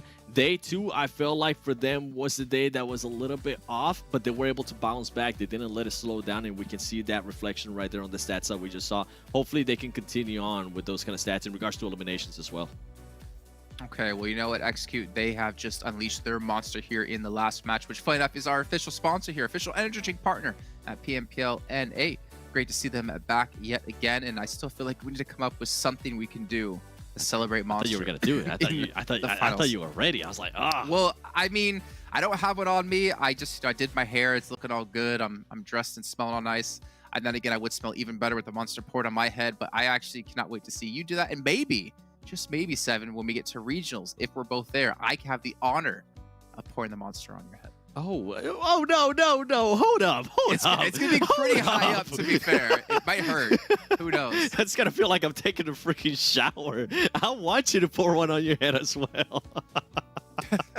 All right, well, we obviously do have, Group A now going to be out here in this final match because they started things off. They played 4 straight, and they'll be taking a break until tomorrow. But it means we're also going to be going into Sanhok here with Group E, C, D, and E. So it's our final match of the day.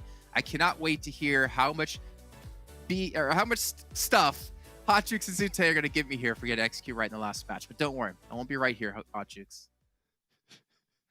Hey, yo! I can't get over that Monster Energy thing y'all guys said. I know some people that would pay to see that action. But you know what? We're here. We're here right now. Giving away some UC, baby. 600 UC. Get it right now. PUBGmobile.com/redeem. Zute, are you ready for Sanhok? Oh, yes, sir. Last game of the day, and we're doing it on Sanhok, and this is for all the marbles. This is for the bonus points that all of these teams have been working towards in this first week. Comes down to a Sanhok game. Let's go.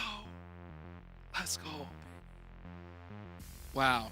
Can Jason predict the winner of this final game? That is my question. It's going to be hard because it is Sanhok. Anything can happen. Are we seeing any hot drops so far? I don't see anything yet. It looks like Golden Eagles is really close to excuse. But man, Panthers are in paradise as is usual. YKG has boot camp locked. I'm ready for a great game here. Can we get a funky circle though? Can we get a cave finish? My dream. Ew.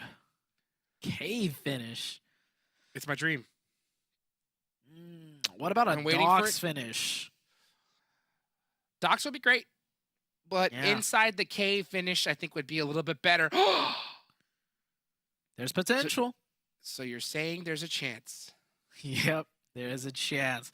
But let's take a look at the top teams, right? We got YKG at first right now. They want those bonus points, and N-Hyper pretty close behind. Now that circle is not going to do any of them a favor, and I think ultimately it's better for YKG because N-Hyper, when they don't get the circle on Sanhok, they have always struggled immensely.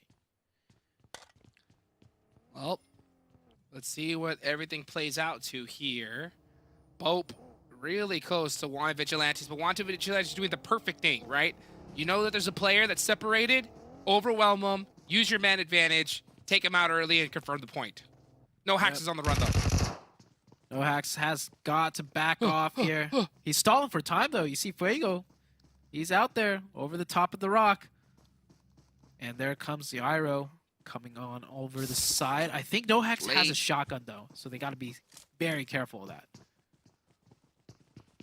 Nice little low toss nade is going to force No Hacks back into a building, but Zed actually is the one to end up catching him. and is going to get that confirmation. So BOPE is going to have to go into the Sanhok match final one for this weekend, or at least this Saturday, right? Going to go out with 3. Yep. The nade into the nade. Very well done for Wanted. They pick up a point right there. That's just the first elimination, though. There's going to be much, much more, especially with the bonus points. They really want those points. And Fang, oh, I thought he was going to get the second one. Fate gets the trade right back. And Execute will manage to nab that one for themselves. Execute. Getting a lot of screen time here towards the end. We love to see that. This is a team that so many predicted would dominate in this tournament. And I think we're finally seeing them here towards the end. Fire on all cylinders here, Zoo. I think that Erangel game, to be honest, if your problem is doing too much and separating too much, it's better to learn that lesson now in the first week than later, right?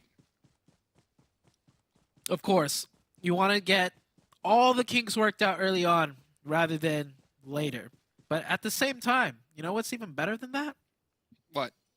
Just playing perfect from beginning to end. That's also true. That's also true. You know, but hey, you know what? Perfect is something a lot of people chase, and it's hard to do in this game because there's so many different factors that can happen, right? You want to make sure that you just reduce those coin flips and just play the best game that you possibly can. So I think that's something Execute's still working on here. Yeah, I'll throw out a question for you. Give it to me. Hold on. There might be a full-out engagement here. First, K19 and Wall Street Bets. He's running up over the top, committed for a fight right now. And, oh, yep, footsteps definitely heard. Both teams know this is going to be a tank. Oh, what is this? Chosen? Gaji! Oh. Of course, he just pulls up into two teams and just casually gets one. Like, what? Gaji, this is the PMPL. You can't be doing things like, and look at this. He pulled up by himself. No, his teammates aren't even close yet, and he's just gonna keep pushing and keep. Oh my gosh! Gaji is gaming. What? Oh my gosh.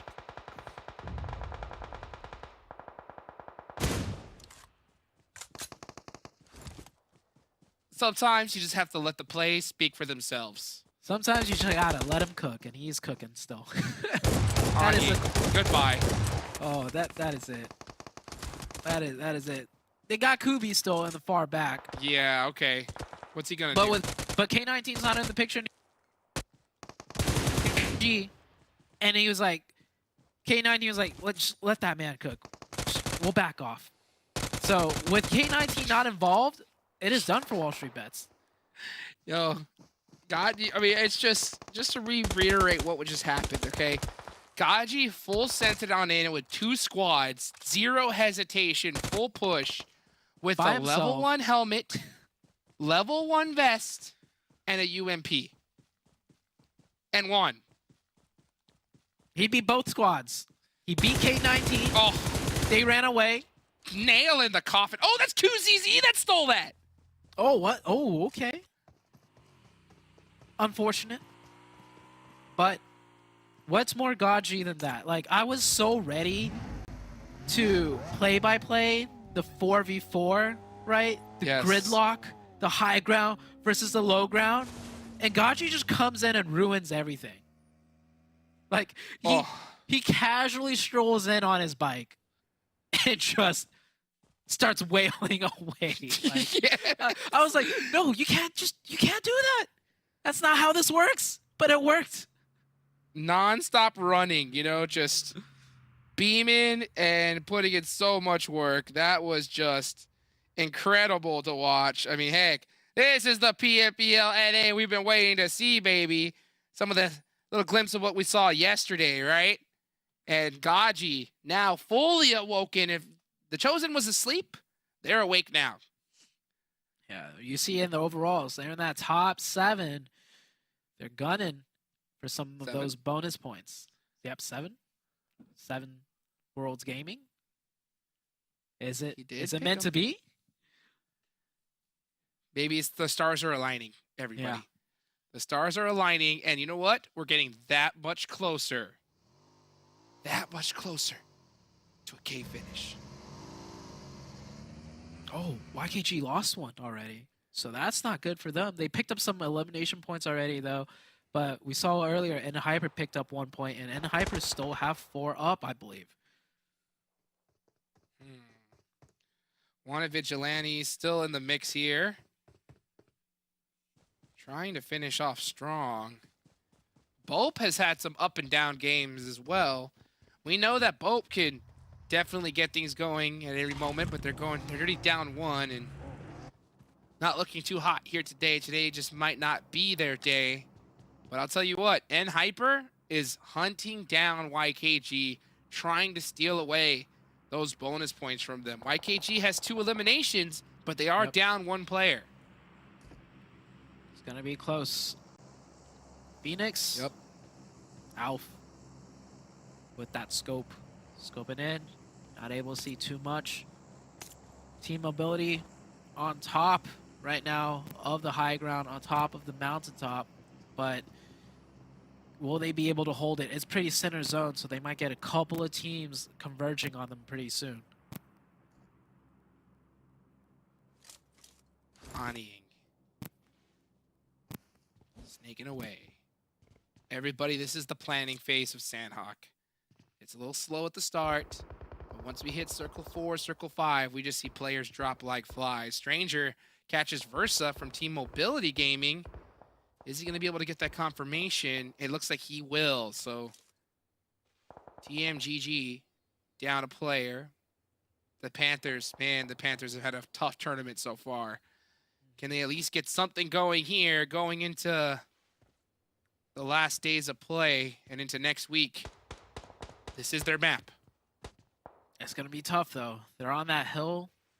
They're going to have to push into the sight lines of multiple teams because we have the Panthers on the low ground, but they have the cover and the sight lines on top of the hill. So that hilltop's going to be very hard to push for the Panthers if they need to go any further in, because there's another team already occupying it, and I believe that was the team of Phoenix.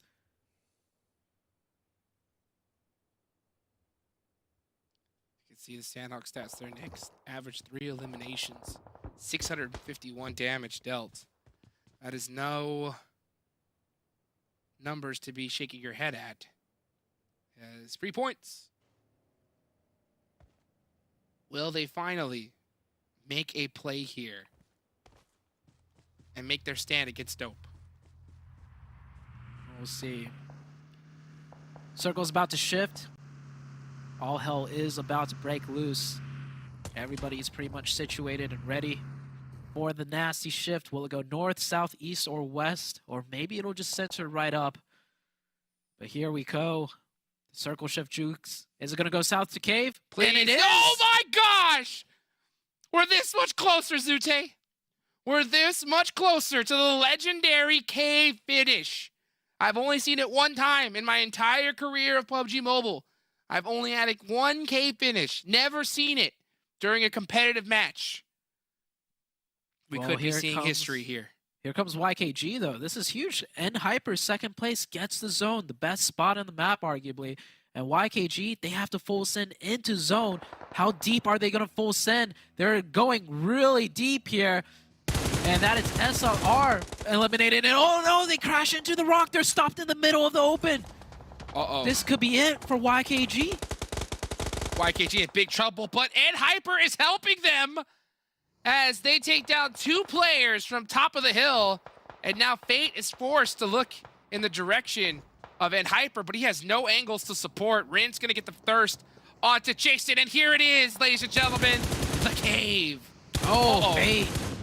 Fate holds strong and just focuses on his defense still, and he gets 2 right there. YKG. Oh. Done? No, down to 1. Well, Hyper was actually there to steal that thirst away. But let's see what Fate can do. He's looking up top of that mountain. He does have 2 eliminations. Is he going to spot that head from GK First? No, GK First is not going to peek that. Phoenix and the Panthers are getting it on in the elimination feed as we start to see a little bit of a calm before the storm.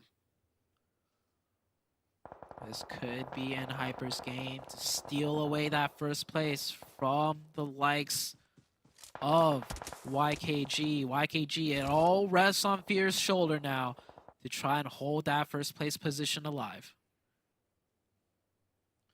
Oh, this is going to be so close.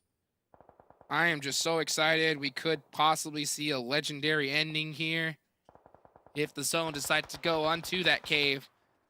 Excuse now started to attack the Panthers as we're looking at Craze playing this very, very quietly. He doesn't even want to look at any sight lines at all. The only thing he's looking at is inside that building. Yep. That's all the information he has. That's all the information he needs, because he knows if he steps outside, it's gonna be curtains most likely. Here it comes. Phoenix team, Phoenix Esports, doing a little bit of hopscotching from one position down another on top of that hill. That's how you want to play these hill positions. Don't want to commit everyone in one spot and then get cut down from multiple angles. And we're gonna go into the next circle shift. Is it gonna go further towards cave, Hot Jukes? Please, one time. Can we see it? It's still a chance, baby. This is the closest you can get towards it. One hard shift away from seeing that cave finish is Papa Blue is starting to punish these squads. Blue Zone is absolutely vicious. We're going to see so many teams go down. The Chosen and Hyper, even Execute, are in some great positions. Golden Eagles, it's going to be their job to gatekeep all these teams coming in. Golden Eagles, they have the work cut out for them. They should be fine, though. There's only really one team pushing into them directly, and that is Phoenix Esports. I think Phoenix Esports are down to only 3. Maybe, yeah, they're only down to 3. The Panthers, doing what they can with the car rotation, do find the edge of zone. Now they got to watch their backs against the likes of Excuse. Golden Eagles here, they had that high ground. They should be fine. I'm more focused on Hyper. How big of a game are they going to get? How big of a game do they need to beat out the first place team of YKG? That is a good question. And I'll tell you what, with looking at the leaderboards, it's not going to take that much of a big one. And YKG is tied with them in eliminations. And Hyper has their entire squad up. YKG with only 1 remaining member. Oof. It's not looking good for them. And Hyper may end up leaving today with the most bonus points. Golden Eagles did not have the game that they needed in the last one to be a competitor into that fight. But man, first place is definitely a huge advantage over every single other one.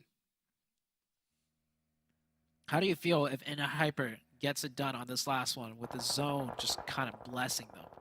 I would love it to lessen them, to be honest, because it's going to be a cave finish if it does. And YKG goes down. Oh, that's Baby Tank catching Trey, going to get the finish here. That's another point for Phoenix. One of Vigilantes gone. We're going to see teams start dropping like crazy as this zone, 38 seconds left on the clock. People need to start running. Nice shots being placed. Dope. Just running into the zone right now. Looking elsewhere. I think everyone is pretty much almost situated. Dope goes out. Execute picks up another point right there.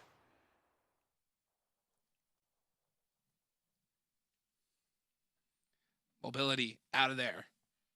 The K-19 gone. Zoned. Hard shift.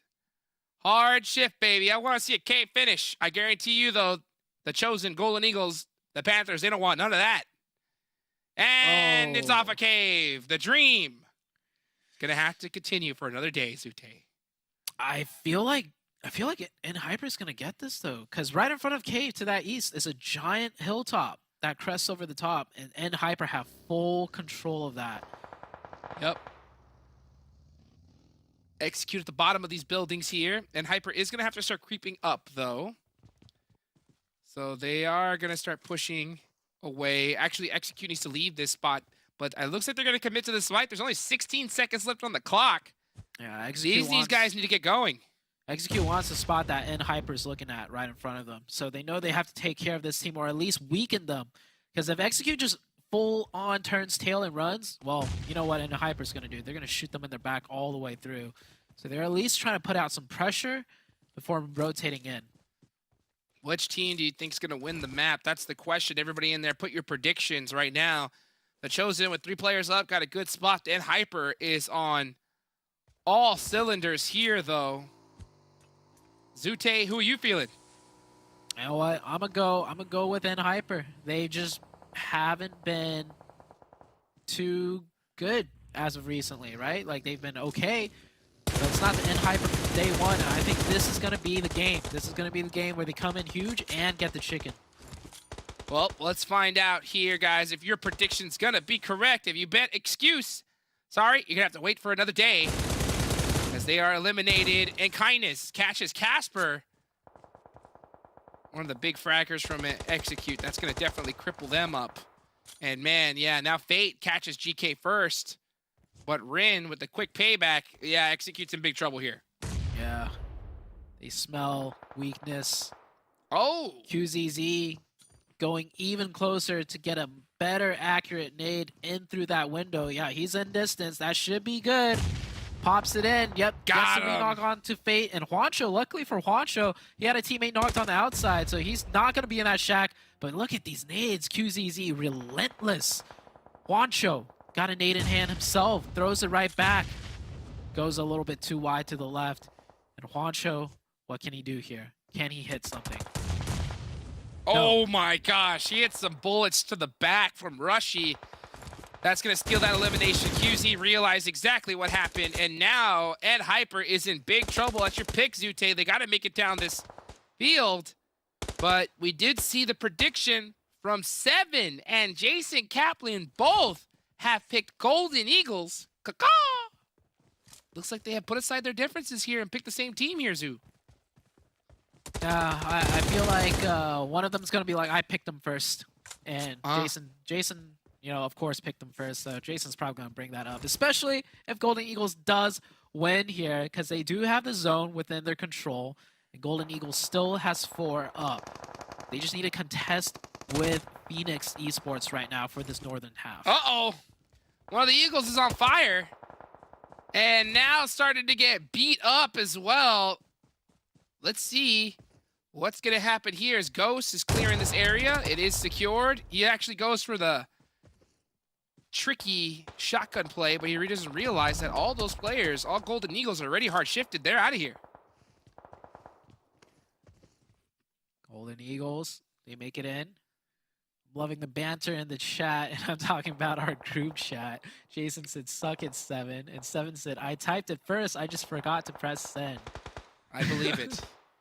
Jason's going to be like, I thought it first. Well, here we go. Well, does he the think shift correctly? The shift goes north. It helps out Golden Eagles, definitely. And it does hurt Hyper a lot, which was my pick. Oh, and Hyper. But they, you know what Hyper has? They have that info. Oh, they got vehicles. They can full send this in. They're going for it. Nate. Not able to catch him off there. Nate's been pretty on point here. Quan getting caught by Baby Tang. And now here comes the vehicle. They're coming straight for him. Shotgun out the car is not good. Golden Eagles getting the better of the Panthers. Oh, but it gets caught by Anying. Too much noise made. It's worth, though. He got 2 points, and the rest of the team's going to pick that up. But that does cut down Golden Eagles to 1. No, I mean 2. Another 1 cut down. They're down to 2. Right, And Hyper made the rotation in. And Hyper makes the rotation in. And Golden Eagles is in big trouble. Gachi with the huge angle gets knocked. And Hyper, what did I say? When in doubt, M4 it out. They're looking poised to win this one. They have 4 up. TC only have 2. No way they get the revive on Gachi himself. And Beowulf, well, Beowulf might help out. And it Ren falls out the buggy. Oh no, that's another knock. That's an easy pick. 2v2, and Beowulf is still up. Golden Eagles can still clutch this. Oh my goodness. You're so right, Beowulf! With the DBS. As a matter of fact, the Chosen are like, yeah, Beowulf, pop off. Pop off. We'll take you out towards the end. GK first goes down. It's gonna be the Chosen, baby! As Papa Blue is coming in hot. Not just yet, Jukes. Is gonna have to do something magical. Not just yet. GK first makes it up.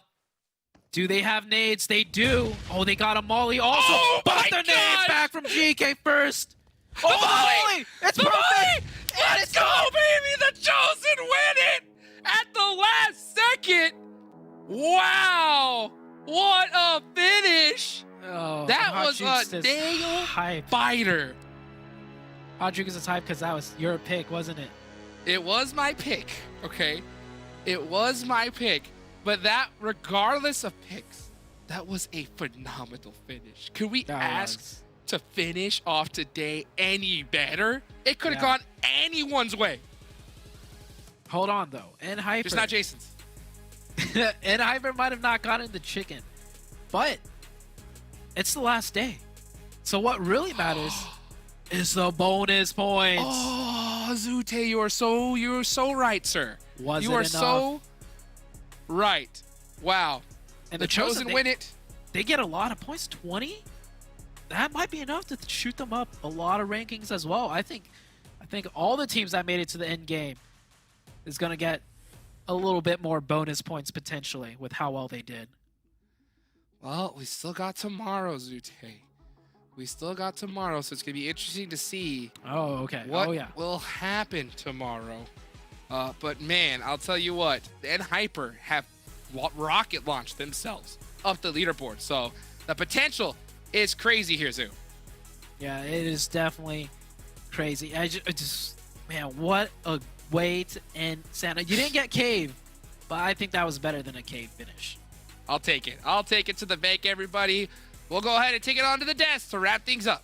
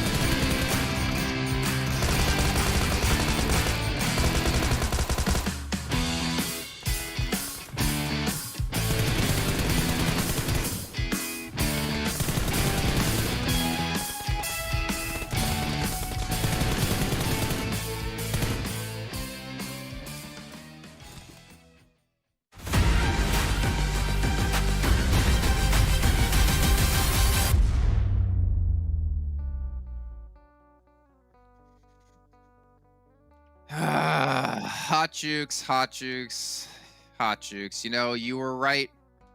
I gotta admit it. But you know what, Golden Eagles 7, I feel like they had it. I feel like they had it in their hands. Tell me the reason you chose them, and then I'll tell you the reason I chose them. Beowulf. That's it. That's all you need to know. That's the only reason why I chose them. How about you?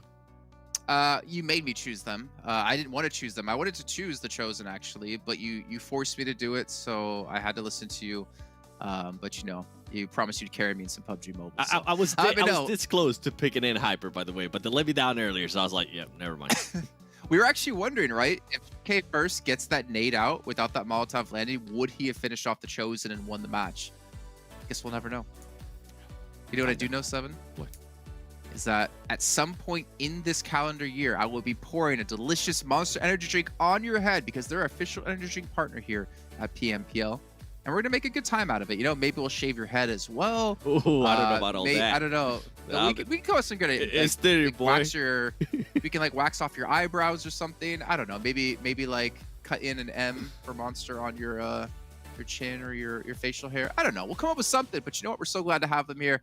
And I'm so glad to actually end the day on that match as well, because that was ridiculous. Like, Gold Eagles were so close to pulling it off as well, with Beowulf pushed up against the Chosen there, and then he lost obviously his teammates, and Beowulf tried to pull things off, but then Hyper come up from the side.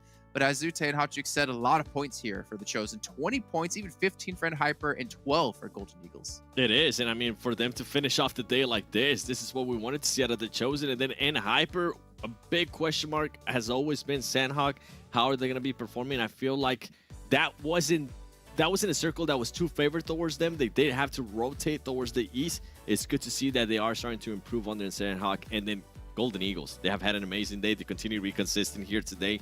12 points for them. We're going to be going down the list a little bit more to Phoenix Esports. It's another team that definitely surprised me today, being able to put up 7 points here to end the match.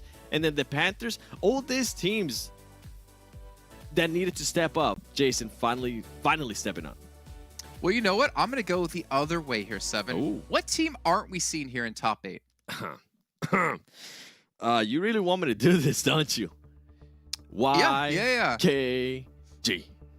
What's been going on, man? They were ahead by 20 points going into today, but they have struggled almost every single match. And that lead they had, it should be completely gone. I don't think they're first place anymore, personally. You want to know what's crazy? I think for the whole day, Super Lazy Reflex got very close to getting more points than YKG, which that's just wild to me. Yeah, exactly, right? I think you were saying like YKG had, what, like 20-something points on the day?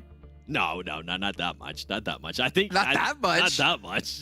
That's Oh crazy. my gosh, okay, They that's wish. not good. Well, you know who also hasn't had a good day? WALLSTREETBETS, another team who maybe a little bit of a flash in the pan as we went into day 2, where they had a 3rd place finish with 13 eliminations, a 1st place finish with 10 eliminations. This team has kind of disappeared a bit. I feel like they have, alongside with, it's kind of, couldn't put it any better. I feel like they have disappeared alongside PUPPETEER and Dope Slayers. Dope Slayers was a team that was performing really well there within the first 2 days. They were actually in the first page, but we really haven't seen much out of them. And PUPPETEER, I don't know what's going on. I'm going to have to go back and watch the actual map feed and see if they are doing anything different, because the biggest question mark of them is, are they going to maybe readjust too much to try to go for those placement points, and is it going to backfire?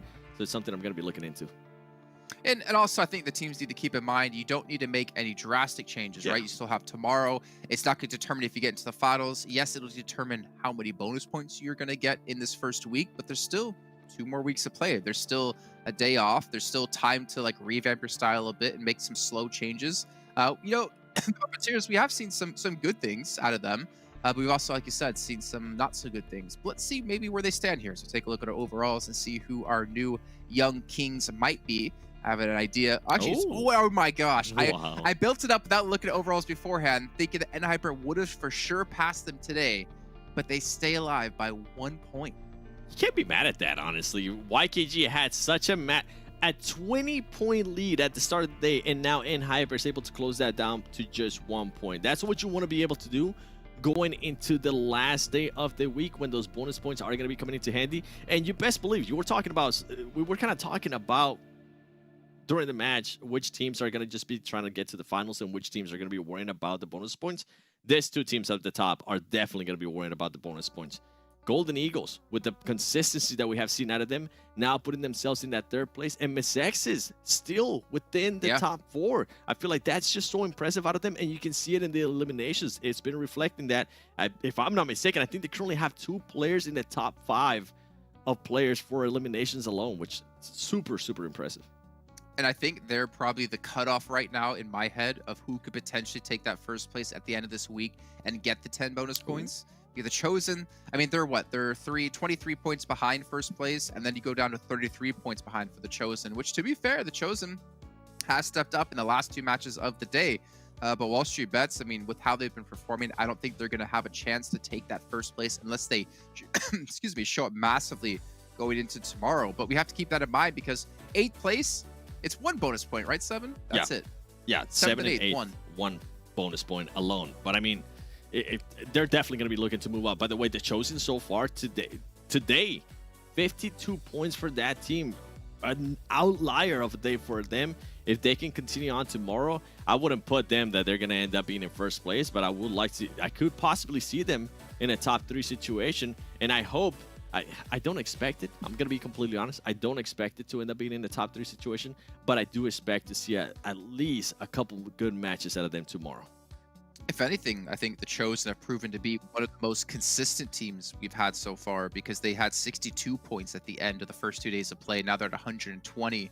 So they've actually been able to improve on their consistency before as well. But moving into the 2nd page here, I mean, Phoenix, I think they stepped up decently well today, if I'm not mistaken. We even saw some good stuff out of Wanted Vigilantes, even K19 as they took the 1st match of the day. But for K19, I mean, 2 chicken dinners, even BOPE here with 1 chicken dinner. Like, that's not going to be enough to get you into the into, I guess, the higher tiers of money to obviously into the extra bonus points. They need to definitely improve. I mean, everyone on this page needs to continue to improve here if they want to have a chance. Yeah, and it comes down to which teams are going to be doing those drastic changes. You mentioned it, that we are going to be having 2 more weeks after this one is done before we go to the finals. Some of these teams, I feel like this week might be able to tell a lot. People are going to be, the other teams are going to be looking at towards the bottom of this page, especially when we show who's through 17 and 20, and they're going to try to pick on them. We already saw it one time. Super Lazy Reflex, yeah, they had some good matches here and there, but they're still in last place. They're only getting 30 points. That is absolutely nothing. Metaphor as well, only 33 points. Excuse, 35 points. We saw Excuse being able to take on early in Vikendi on an Execute player, but that was just because Execute was rotating. I want to see these teams be a little bit more aggressive. I want them to take the fights to other teams tomorrow, because at the moment, I mean, they got nothing to lose. Even with 2 weeks left, yeah, you want to get to that, what, 16th place? Guess what? Super Lazy Reflex, you currently have to make up 24 points. And with the new point system, that is a lot, especially if you haven't been able to show us any type of pop-up performances. Yeah, and as we were kind of saying while watching the match, right, there's like 3 different tiers of fights happening right now. There's the top tier of who's trying to get the 10 bonus points every week. There's the middle tier who's trying to just get into the bonus points. And then there's this bottom tier who's just trying to get into top 16 so they can make it into the finals. So you have all these little battles happening across the board here. But when it comes down to individual battles, we have our MVP of the day. I couldn't tell you who it is, to be honest. I don't even have a guess. From who? The Chosen. Really? You think so? Yeah, they had an amazing day. Maybe Anying? Ooh. Gaji as well? Let's take a look. Yeah, let's take a look here. Who is going to be our MVP of the day? Oh, I guess I could choose the MVP. That was lame. Now, you don't even give me that fake laugh. Come on, 7. You should be berating me for that. I was gonna give you some credit, and then you say that's never mind. I'm not happy about it, man. But what was it? It was the Miramar, if I'm not mistaken, where he just stayed alive to 2nd place. Fantastic job by him, and again, of course, the team as a massive step up today. But let's take a look at where I'm gonna fail. Our predictions. I realized after Execute 1 match 4 that we weren't predicting who was gonna win, because that's what I'm used to doing. It was predicted who's gonna get the most eliminations, which you actually won with the Chosen, funny enough. So my predictions are gonna be wait, me and Zooter are the same? Hold on. No way. I don't believe that. Is this for today alone? This has to be for today alone. Oh, that has to be today alone. Yeah. Because if not, Hot Jukes would probably be like at 10. Okay. Yeah, I think Hot Jukes is on 8 right now, and then the rest of us are at 8 combined. Probably. I'm surprised I actually got 2. I feel like, Jason, you could have gotten more if you went with your instinct. There was a couple times you told me the teams that were gonna win whenever we had to pick a winner, and you just didn't commit to it. You know, I'm just on that. I'm jet lagged, right? I'm still on that Western European time zone, so I'm still taking some time to wake up and get into the mix here. Predictions were a little bit different over there, I would say. We predicted winners. We didn't predict highest eliminations and stuff like that. So I'll get into it. You know what? I'm like the teams here. I'm taking some time to get used to the event, to get used to the tournament. And our predictions will come out top. I'm telling you right now. Calm down, The Chosen. Calm down. Well, 7, I mean, we got 1 day of action left. Going into tomorrow, what are some big things you're looking for in terms of teams? For me personally, it's seeing YKG come back to life, if they can come back to life. It's to see teams like Phoenix and Golden Eagles, if they can keep this pace they've been building up for them as well. I'm going to be actually looking at WALLSTREETBETS. I want to see if they can snap out of this awful streak that they're currently on. I'm also going to be looking at the teams through 17 and 20 to see if they are going to be changing anything up, if they're going to be willing to be a little bit more aggressive, take the fight to other teams. Because, I mean, at the end of the day, yeah, you are trying to make it to the finals, but I would like for these teams to fight for the bonus points. Last season, fall split, we had those bonus points come big. Like, it played out very, very well for whoever was able to get those bonus points. So they are going to have to matter if you want to end up trying to go to America. So we'll have to see how these teams are going to be reacting on the final day of week 1. You want me to blow your mind even more, 7? Go for it. I'm not sure. I think no one's sure yet how the road to PMGC works necessarily, if there's points again. Yeah. What if that extra bonus point you earned in week 1 of PMPL spring season gave you the qualification to PMGC. It's possible, right? If that's happening again this year. If it does happen, I mean, it happened last year. Could it happen again this year? We don't know yet, but all right. Well, excuse me, I'm coughing up here because I know what's coming up next. It's time to take a look at our predictions throughout the event so far out of all talent, and I am almost pretty sure I'm last. I'm at 30%. That's surprising to me. By the way, Hot Jukes, my goodness, I need to have what you are eating because you're currently at 50%. I'm about to go to San Antonio and have some churros as well, bro, because that's just absolutely ridiculous. Sute doesn't fall far behind, 35%. Jason, as you mentioned, you currently are a little bit jet lagged, so we'll give you a break. You know what?